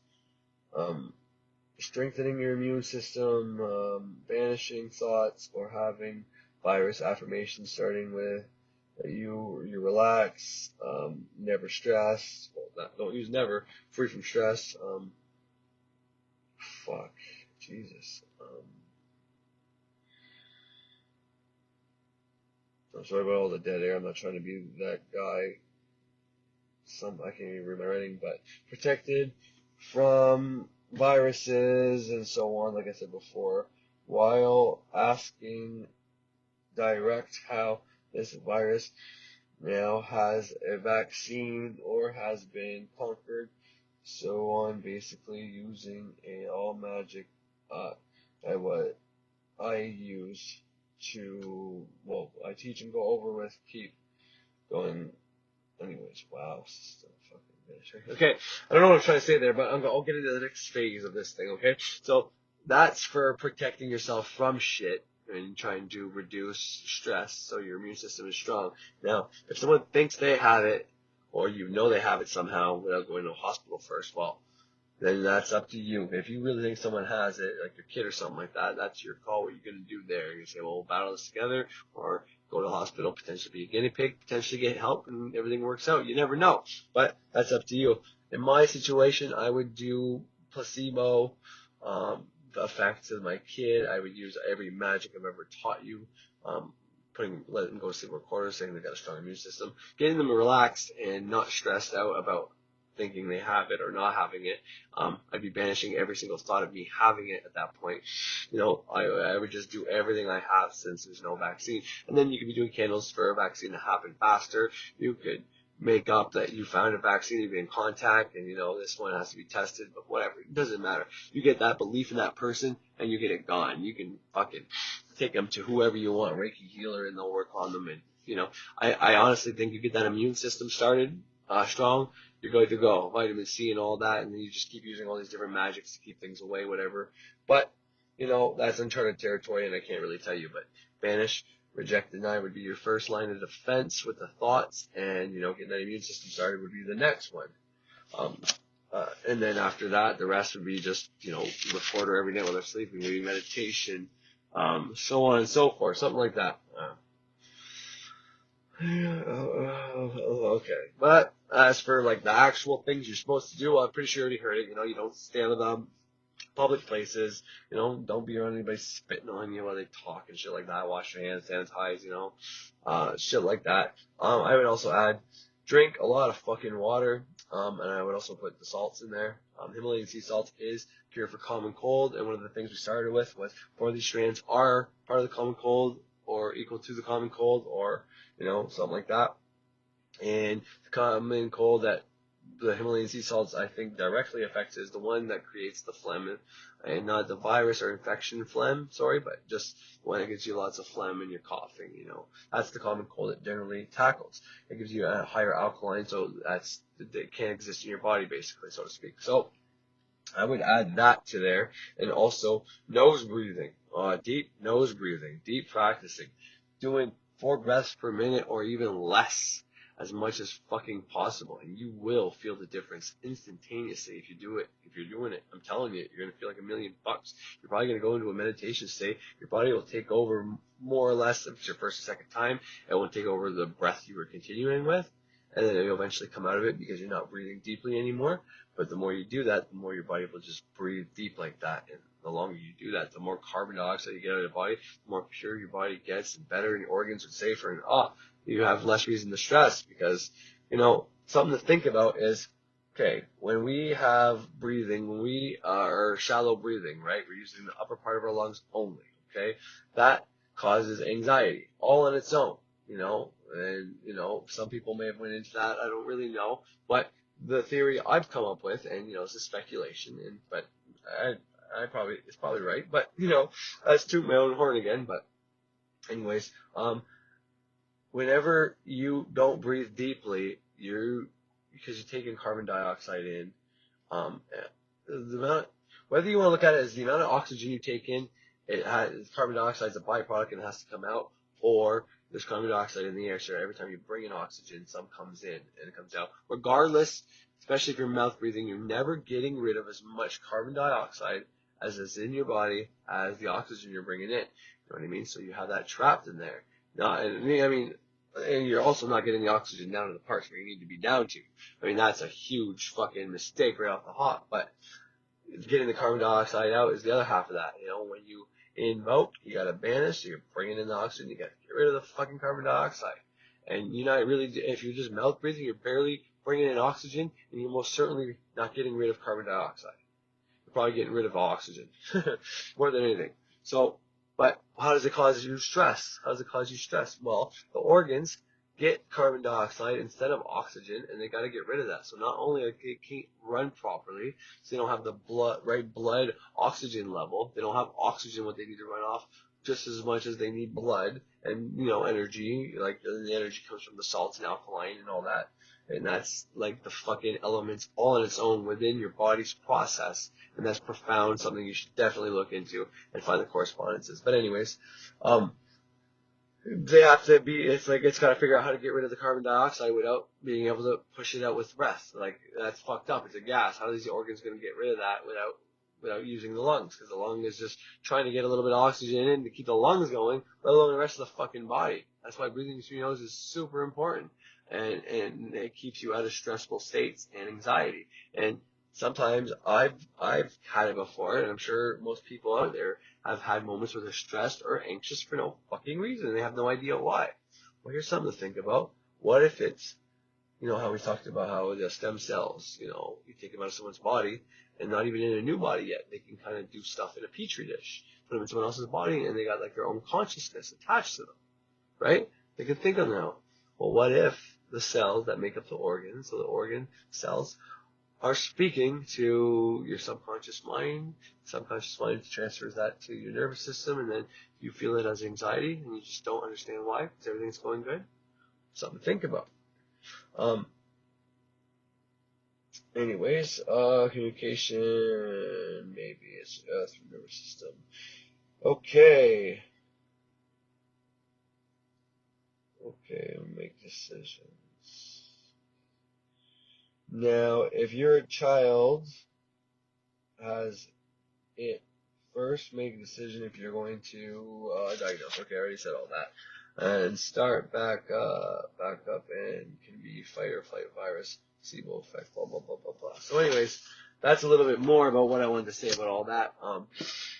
Keep in mind that, like I said, this thing is a real virus. It's a real, whatever, pandemic and all that shit. But the panic is worse than the actual virus. Now, I'm probably going to keep repeating myself, and I don't like doing that, but people are in fight or flight. They are not thinking correctly. People are worried more about shit fucking toilet paper than, well, what if electricity goes off? What if we run out of food? What if?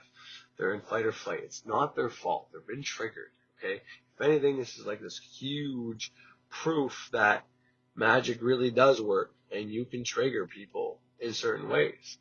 So, something that's like the common cold, maybe a little more infectious, but most people can fight. Most people don't even look up this information. They go from everything is great to, holy fuck, there's this virus. Oh my god, it's getting worse, getting worse, getting worse. Fight or flight, let's go get toilet paper. Like, what? Really? You don't even look it up first? You don't even, it's a true testament of, the closer we get to, becoming one and empowering ourselves and this great movement that's going on, we're still pretty far away too, and anybody out there who thinks along my lines or has even more information that can be helpful, please do something, tell some people, help some people. Now, don't go out of your way, okay? Don't force your shit onto people, right? Because someone in fight or flight is like somebody drowning, and if you don't do it right, try to get somebody drowning out of the water, they're going to drown you too. So, someone starts freaking out on you, well, say, well, you know what? Here's a few facts I'll shoot your way. And seriously, I told my mom about the whole stress, cortisol thing today. And, at first she was just, it's Corey and his new age stuff, which she's getting pretty new agey too. But, she was looking at me like that. And then I actually put the clip on from Bruce Lipton and showed us credentials. And then I showed her a book that I have on my phone. I showed her like 4 of them, but I actually went to the page of the book where it said the same thing. But it was whenever she heard that, for the surgery part, where they use that in surgeries to actually stop people's immune systems. And it's like, wow. And to her, it's like, well, why don't they tell people this? And it's like, I don't know, Mom. That's either one of those things like, well, if you can be fooled, well, then you're getting fooled. There's no karma for the fool. If someone is too ignorant to look something up, and they're just going to blame people, say, well, they didn't tell us, so it's not our fault we didn't know. It's like, well, all these other fuckers knew because they were smart enough to look it up. Not everybody's made same or equal and all that, so I get it. But same sense, don't be a fool. Look your shit up. Figure it out. Anything that sounds crazy or too good to be true, just a little bit of research on it, Give people the benefit of the doubt, okay? I'm a very skeptical person, but in the same sense, I want to believe people are good at the same time. So I don't know if this is on purpose or not. But there's a lot of theories I can throw out there that, tell me that it's probably something to do with on purpose. Population reduction, probably not. Magic oppression, probably not. Amazon wanting everybody to stay home and just order shit from them, maybe. That might be more likely. Because, Walmart was pretty busy, but if it gets any worse, because it can only get worse unless the only way it's not going to get worse is if they drop a vaccine or have a cure, something like that. And then people say, oh, fuck, who cares? No, public, we get it. No one will get it either at that point. But anyways, but the only way to get better is if something like that happens. Otherwise, it can only get worse because every day there's going to be more and more people infected, more people, talking about it, more people making up that they're dying, so on and so forth. And, it just is what it is. The panic is worse than the fucking actual disease. And, I don't know what to think anymore. I don't know if it's some kind of something to fuck people over just on purpose. I really don't know. If it's one of those things, it's like, oh yeah, you Age of Aquarius fuckers think you can fuck people with your mind. Well, look what we can still do. Maybe it's the fact that people were becoming too evolved and they have to, scare people into whatever. Maybe it's a big tactic to get people to unite. Who knows? I don't fucking know. And I'm also not going to pretend to know. But I do want people to be informed and, do what's right. Go out and help people. Don't be scared to go around people. Don't be scared to be one, because divide and conquer, right? How do you divide people? Well, you make everybody else a potential enemy because they can give you a virus, and everybody's gonna be locked up in their home. They're gonna get sick of their own fucking family, and oh man, could it be about Trump being reelected, him being the president that fucked everything up? Who knows? Probably. It's probably a combination of all this shit, but it is what it is. Just protect yourself every way you know how. Magically, physically, in this world, out of this world, and seriously, reduce the stress, reduce the worry. It makes disease, it makes your immune system shut off. So, Bruce said it in one of the clips, cancer is not something that is hereditary or genetic. It's something that's caused it. And I said before, I believe that, radiation can alter shit because it's, it fucks shit up. But I think the stress thing is what triggers these things to happen. Because all these little cells have a little consciousness. And if we're not taking care of them and, they get worried, well then, they're going to worry. They're going to have stress and they're going to go into protection mode. And their immune system's not working. And they are the immune system. And so, anyways, I think that's enough for today. I got a whole lot more to say. And like I said, I really wanted to tear that guy apart. To show that his shit is all bullshit. Well, not all bullshit, but once again, I also don't want to be like somebody who's trying to provide a service, who might be a good guy, who might be actually doing more good than bad, and I don't want to be a dick to him, so I don't know. But anyways, yeah, that's the end of the show. I hope you enjoyed it. I'll leave some links for everything I played, and even the Rogan one that I'm not playing anymore now because I don't have enough time. But yeah, have a great fucking day, and yeah. Enjoy it. Thank you for tuning in and listening and downloading and anything else. All right. 50. So it's a mindset shift that we don't need the solution in a pill, that we're not victims, that it's not a fatalist, way of looking at life, that your future is predetermined. Well, see, that's the old genetic story. Oh, you've got this cancer gene. There is no cancer gene. That's an absolute truth. I can say it right here. There is no gene that causes cancer. Not one. And I say, well, yeah, but looking at Jolie, she had a double mastectomy because she had the BRCA1 gene. And I go, yeah, 50%. 50% of the women with the BRCA1 gene never get the cancer. What's the point? If the gene causes cancer, how can 50% of the women that have the gene not get the cancer? And the answer is the gene alone is not causing the cancer. It's associated with it, but it doesn't cause. You have to have some life stimulus kick it off. And then we'll select that gene. Okay? And what would that stimulus be? Mostly in cancer, anger. Is that proven, or is that just a theory? No, there's a collective nature of who are the cancer patients. What's a characteristic of a cancer patient? Most of them are very upset in their lives. They're not happy. They're not, releasing their emotions, stresses, holding them in, bottling them in, and the chemical. And the chemical. Here's a simple fact: stress causes at least up to 90% of doctor visits. You say, how can stress do this? And the answer is very simple. Stress causes a hormone called stress hormones, cortisol, to be released in the body. So what does cortisol do? I say, number one, it causes the blood in the viscera, the guts, where maintenance of the body and healing comes from all the organs. It causes the blood vessels to shut because it pushes the blood to the arms and legs. Why? Stress means you're ready to run, fight or flight. So you push the energy to where you need it, arms and legs. Well, where do you get it from? Well, you squeeze the blood vessels in the gut. Well, this is growth. The viscera is growth. That's what the organs are for. Arms and legs are for protection. What's the point? If I'm in protection, I shut off growth. And more importantly, stress hormones shut off the immune system. The reason it's just energy. The idea is if you're being chased by a saber-toothed tiger and you have a bacterial infection, how do you want to split the energy? How much energy you want to run away and how much you want to fight the with the immune system? The answer is the hell with the bacterium. I mean, if the tiger catches you, the bacteria is useless. It's meaningless, So when you're in stress hormones shut down the immune system to conserve energy. Does the immune system use energy? Of course. If you've ever been really sick, you never even got out of bed, you have no energy. And if you're in fight or flight mode, you need the energy to deal with the world, okay? So stress hormones physically shut off the immune system. When you're under stress, that's when sickness starts to show up. In fact, it's so good at shutting off the immune system, doctors give patients who are going to receive a foreign organ, a graft of a kidney or a lung or whatever they're grafting, that's foreign tissue. If you put a foreign organ in your body, your immune system's job is to eliminate it. So as they're transplanting an organ, they give the patient stress hormones at the same time, because stress hormones will shut off the immune system so the organ won't be rejected right away. That's how effective it is. It's used therapeutically to shut off the immune system. Yeah, but everybody out there in this world right now, with a small exception, is under some level of stress. Stress of my job, stress of money, will I have health care, whatever it is.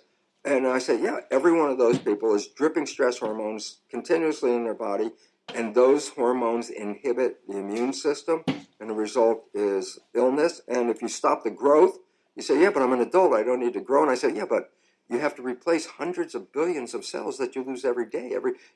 As I said, we just lost now 2 billion red cells.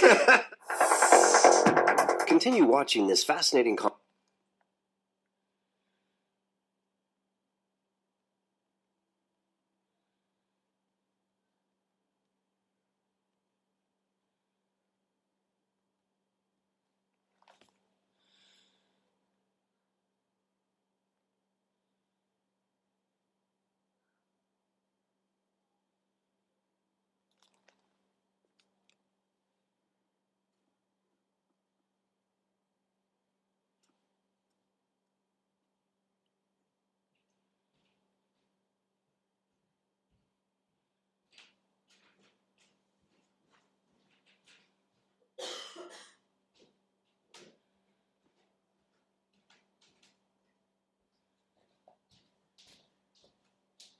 Hard work is not the key to success. So, what is?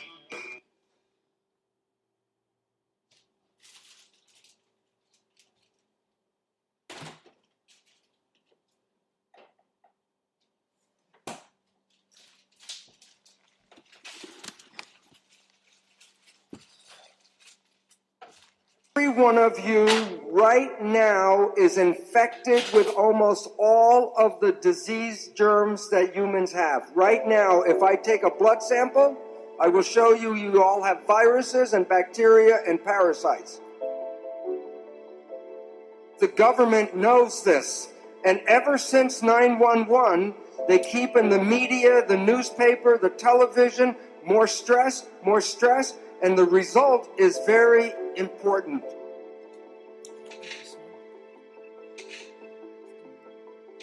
I will now show you about how stress works using cells and then people.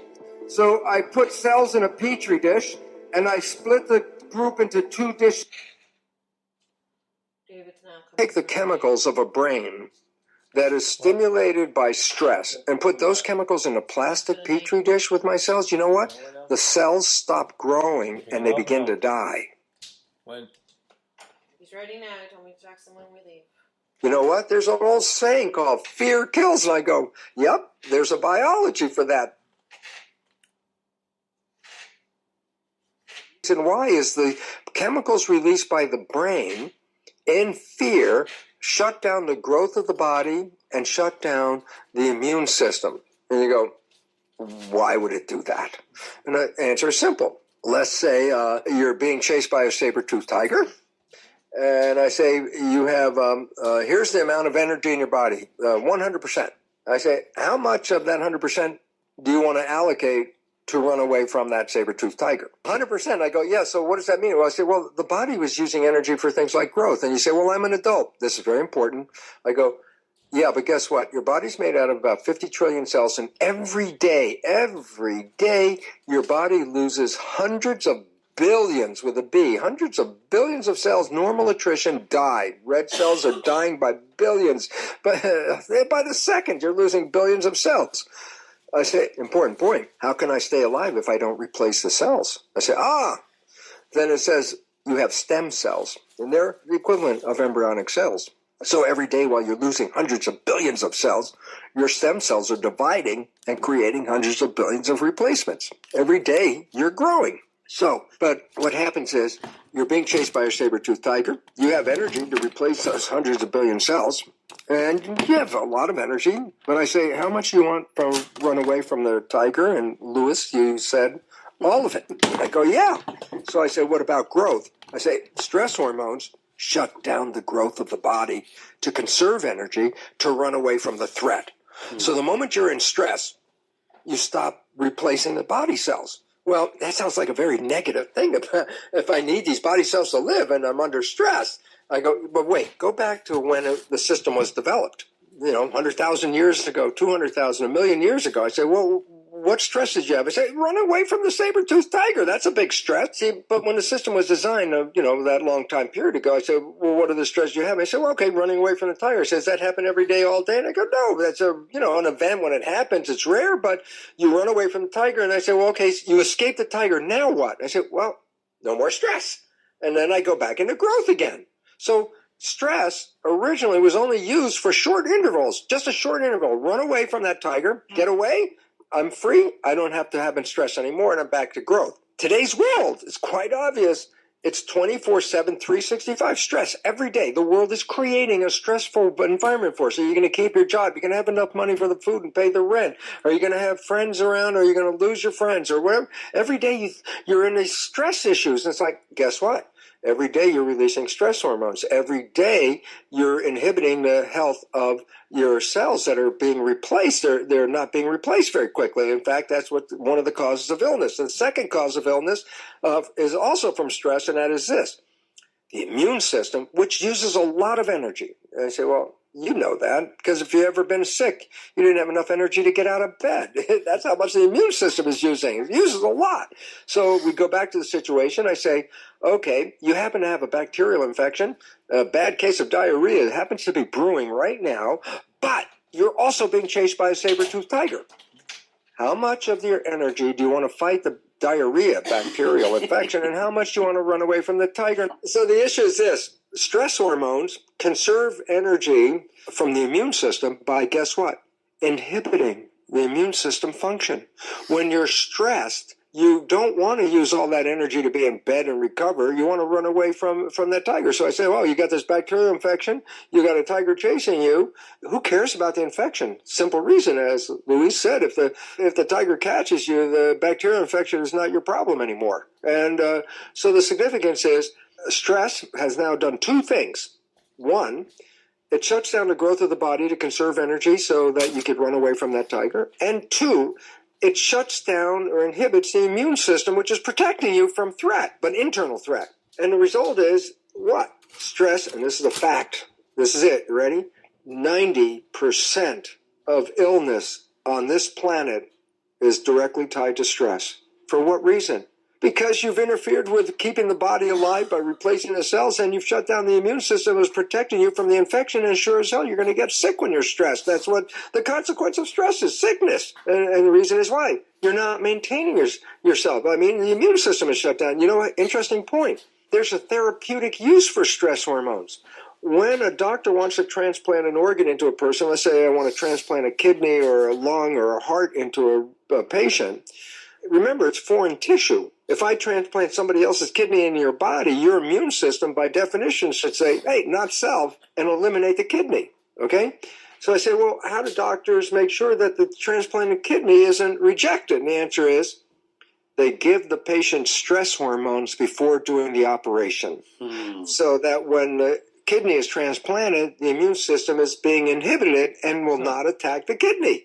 So that's how powerful stress hormones are in shutting off your immune system. And I go, yeah, but 90% of the health issues on this problem are from the perception of stress. Whether it's real or not, that's not relevant. It's your perception of it. Your world could be totally safe, but if you have a fear, your cells can't see that the world is safe. All they're talking to is the nervous system. The nervous system says there's fear and we have a reason for it. Then the cells are going to gird themselves up and prepare for the stress. And yet, in the real environment, there'd be no reason for having stress, but it's just your perception. So all of a sudden, we start to realize that the cells are getting information from the nervous system, which is interpreting the environment and then sending chemistry to the body cells via the blood to adjust the body cells to what's going on in the world. I said, hot out, cool the body down, cold out, warm the body up. So I'm adjusting. And the point about that is, since the cells don't actually see the outside, they only can gauge their activity by what the nervous system sends. And this is where the biggest problems in life come from, because we generate beliefs and perceptions that may not be accurate and totally false, and yet once we generate them, they control our chemistry. They control our immune system. They control our biology. And so a false assumption could kill you. And this is really critical because, again, the cells are supposed to be adjusting to the environment, but because they're contained inside the skin, they can only adjust to your perception of the environment, which is releasing chemistry, which is controlling their genetics. And so the issue that we come down to now is let's go to the first conclusion. A, you're not controlled by your genes. The genes are simply blueprints that are controlled by the environment, and in this case of humans, very much influenced by your perception of the environment, separating environment from perception, because our perceptions could be right, but our perceptions could be wrong. To the cells, they just see the perceptions, right or wrong. They're going to read whatever the perception is. So wrong perceptions will mislead your biology and take you away from health. Now we have two problems with stress. It shuts off growth and it shuts off the immune system.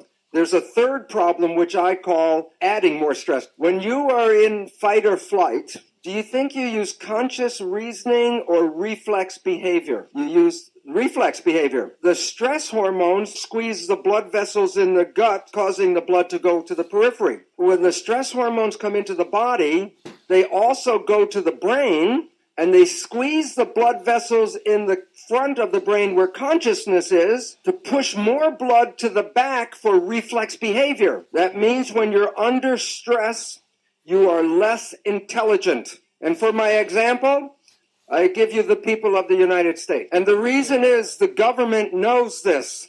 And ever since 9/11, they keep in the media, the newspaper, the television, more stress, more stress. And the result is since 9/11, every year, the pharmaceutical companies have made 20% more profit every year in selling drugs. So it's important to realize that stress affects you in many different levels, but all of them result in shutting down your life. It has now been demonstrated that love is the greatest growth signal in the world. For example, Yugoslavia, where they have orphanages, the people could not afford to take care of their children, and they sent them to orphanages. They got food, clothing, the protection of living inside. They got everything they needed to live except love. And about 40% of those children became autistic. What is autism? Is the child is shutting itself off from the world. It's in protection, closing itself down. And all of the parameters of health and intelligence in these children were greatly suppressed. They got everything but love. The issue is, when we are in this direction in protection, we shut off growth, and that's when illness starts. So when we're on this side of the scale, protection leads to disease, and growth leads to wellness. A lot of the kids. Max, I'm not ready to start my own business as an online coach, service provider, or online consultant because, I'm too young or I'm too... And I said, well, what causes this disease? And the answer is stress. Now, here's the problem that people do not realize. If I just remove the stress from my life, where am I on the scale? It's 0. If you want wellness, it's not just the absence of stress. You need the joy and the love to go to growth. So if you're in the middle place, you're not in real growth and real health. So stress alone is not the problem. It is what we need is more love and life and happiness. I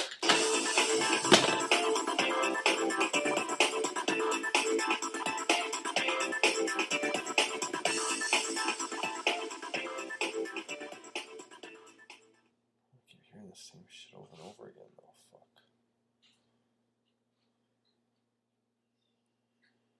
Something a little bit different.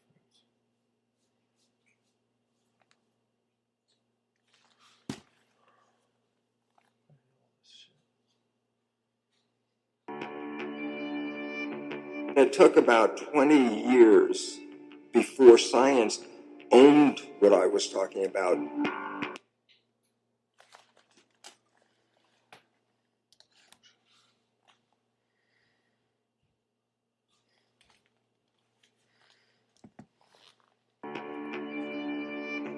It took about 20 years before science owned what I was talking about.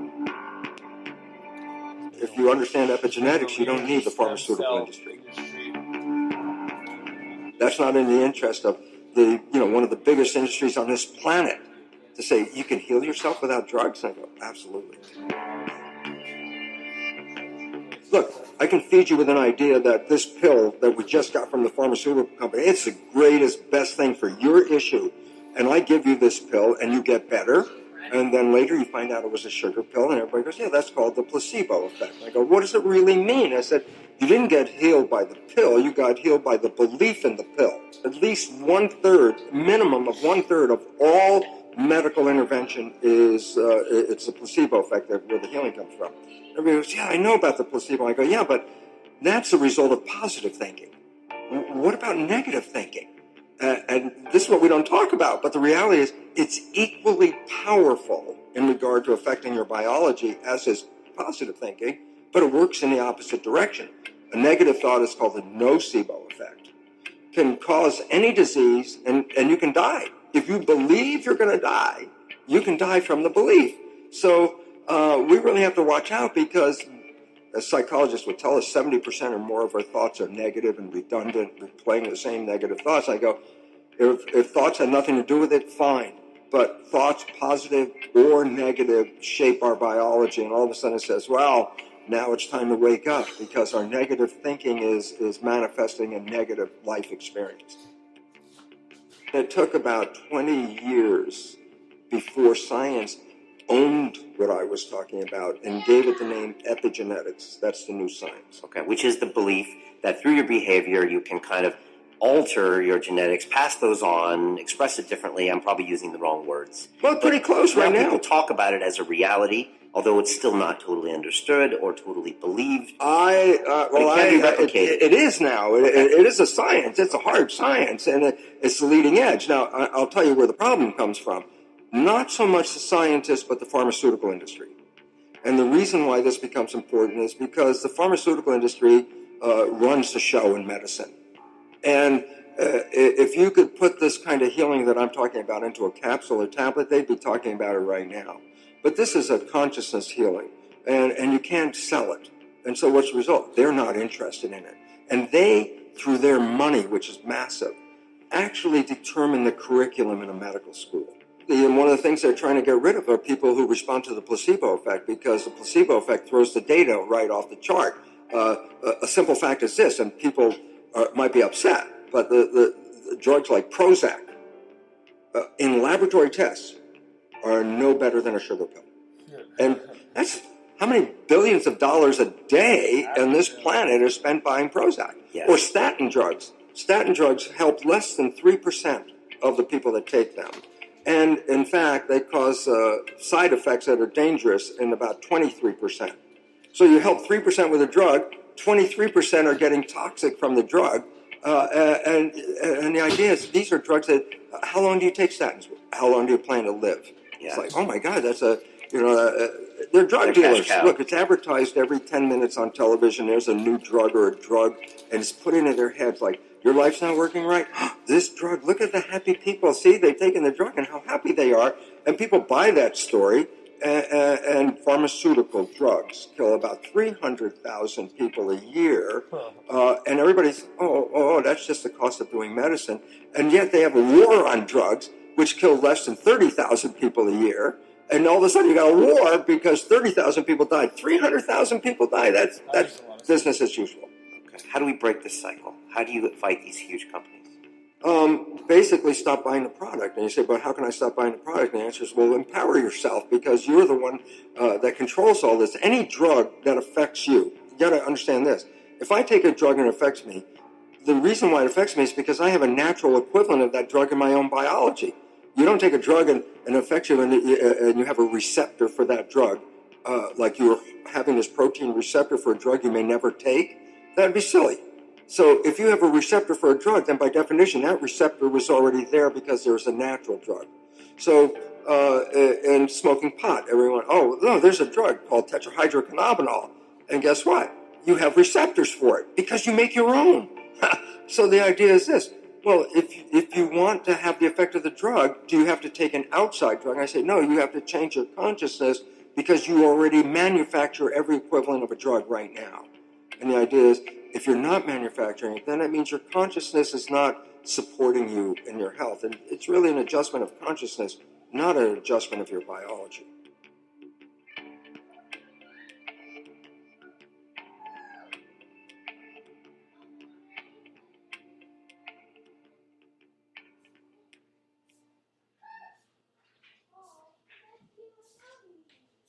It feels like yesterday was a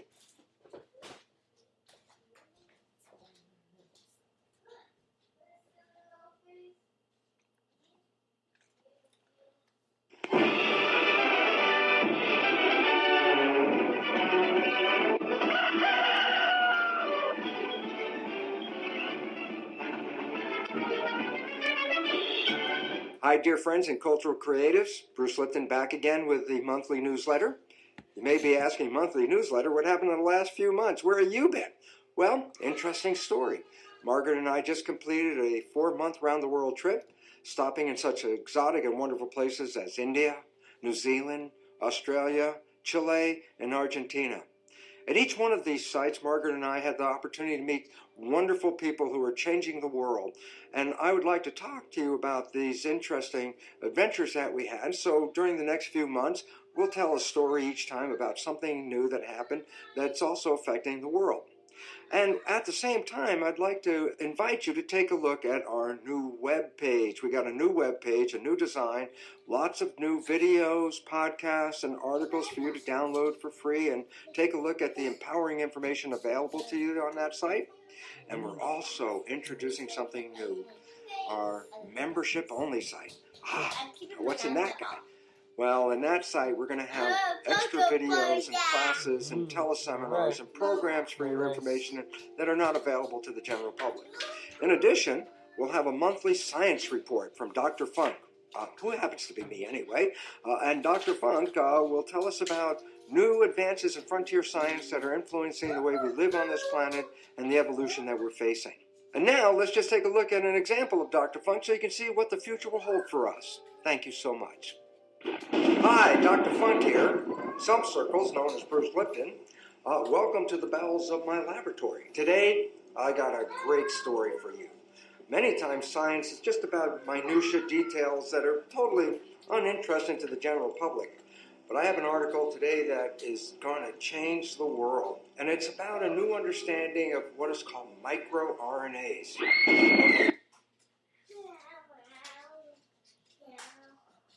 We buy fear because of people's programs that tell us we should be afraid. We watch the TV, we read the news, and fear is like everywhere. Fear, be afraid of these people, be afraid of criminals, be afraid of terrorists, be afraid, be afraid. We are being programmed to be afraid.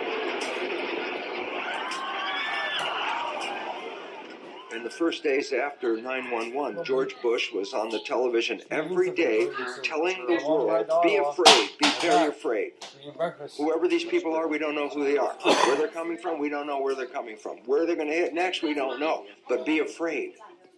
He said that for 3 days in a row. On the fourth day, he changed his message. On the fourth day, he said, hey, America is open for business. And the reason why he had to say that was for 3 days of fear, he shut down the growth, not just of the bodies of the people in the country. He shut down the growth of the entire country, which is a living system, and put everybody on fear. What was the consequence? People were so afraid, they handed over the power and said, do whatever you need to do. In stress, the hormones shut down the blood vessels in conscious brain and push us into reaction, which is as fast as anything we can do. But it makes us less intelligent. So fear not only dilapidates our health system, but it creates a less intelligent population. British parliamentarian Tony Benn said, governments do not want a healthy, intelligent population because they're difficult to control. And the fact is, we have become powerless in our own world because of the fear and giving away our power.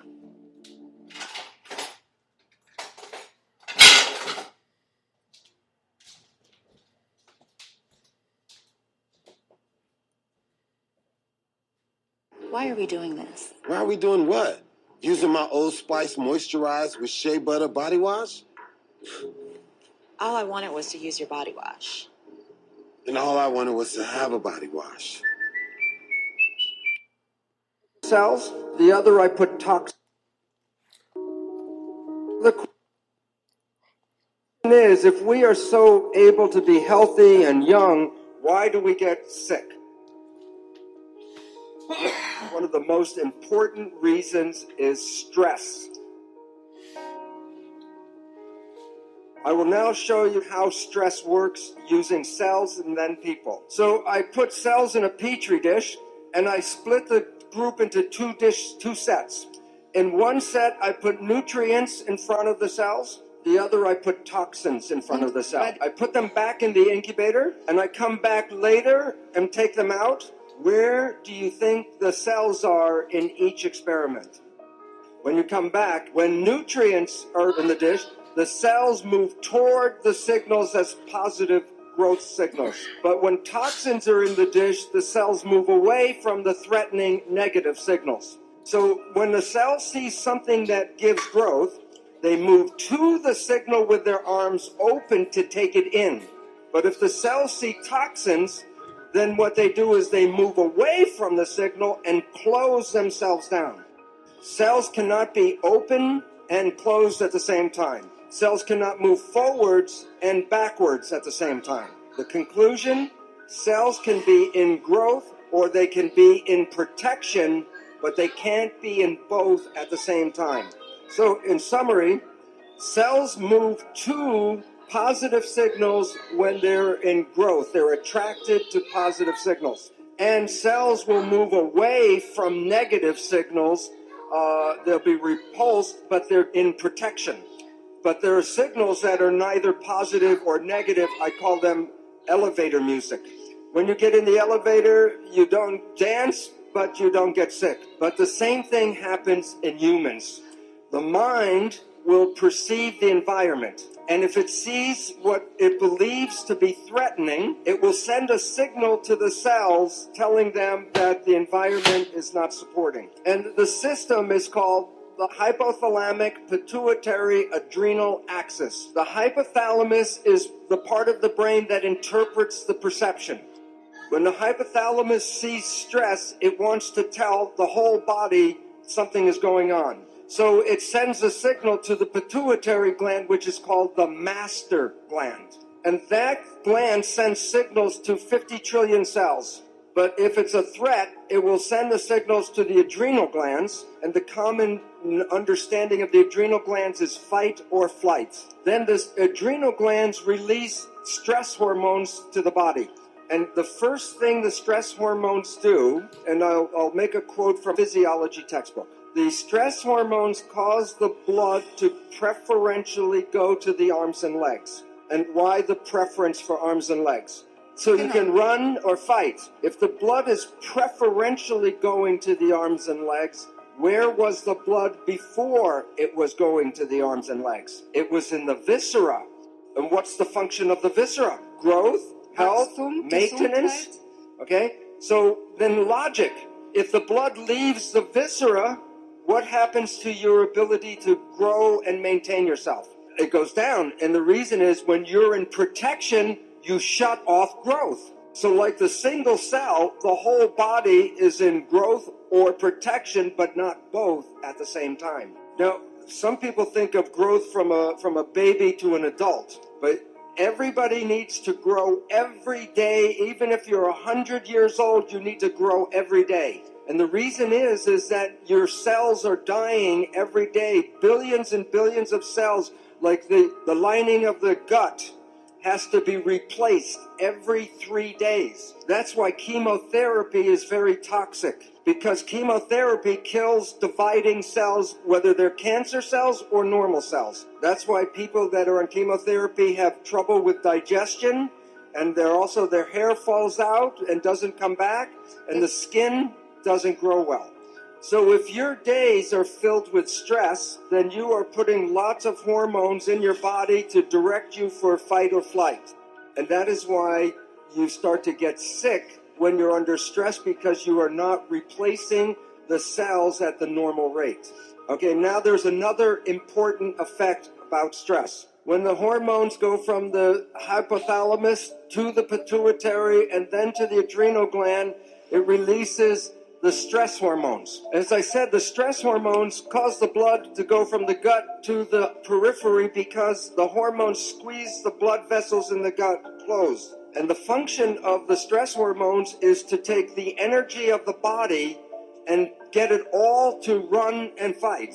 So the stress hormones will shut off the functions of things that will not be needed in fight or flight. One of the most important uses of energy in the body is the immune system. And now think of this, the logic. Let's say you have a bacterial infection and you have diarrhea, and a lion is chasing you. How much energy should you put in to fight the infection, and how much energy should you put in to run away from the lion? Forget the immune system, because if the lion eats you, then the bacteria are his problem. So the issue is this. Stress hormones shut off the immune system. And the significance is every one of you right now is infected with almost all of the disease germs that humans have. Right now, if I take a blood sample, I will show you you all have viruses and bacteria and parasites. And you might say, well, if I'm infected, then why am I setting as we know it in the modern Western world is broken? not sick? Because if your immune system is working properly, it will suppress these parasites and germs. But the moment you start to shut off the immune system, then these organisms begin to start growing again. So the idea that you catch a disease is not really true. You already have the disease. And the medical people call these germs and parasites opportunistic organisms. So if you are under stress and you shut off the immune system, then you give these organisms the opportunity to then make the disease. And yet, when we get some of these diseases, we go to the medical doctor and they give us drugs to kill the germs and the bacteria. Well, this is very helpful if the disease is going very quickly. That was not the problem in the first place. The problem was stress that shut off the immune system. So to get healing is, okay, treat the disease, but also treat the stress. Okay, so now we have two problems with stress. It shuts off growth and it shuts off the immune system. There's a third problem, which I call, it's adding more stress, a third problem. When you are in fight or flight, do you think you use conscious reasoning or reflex behavior? You use reflex behavior. So very important, listen, the stress hormones, I said before, squeeze the blood vessels in the gut, causing the blood to go to the periphery. But when the stress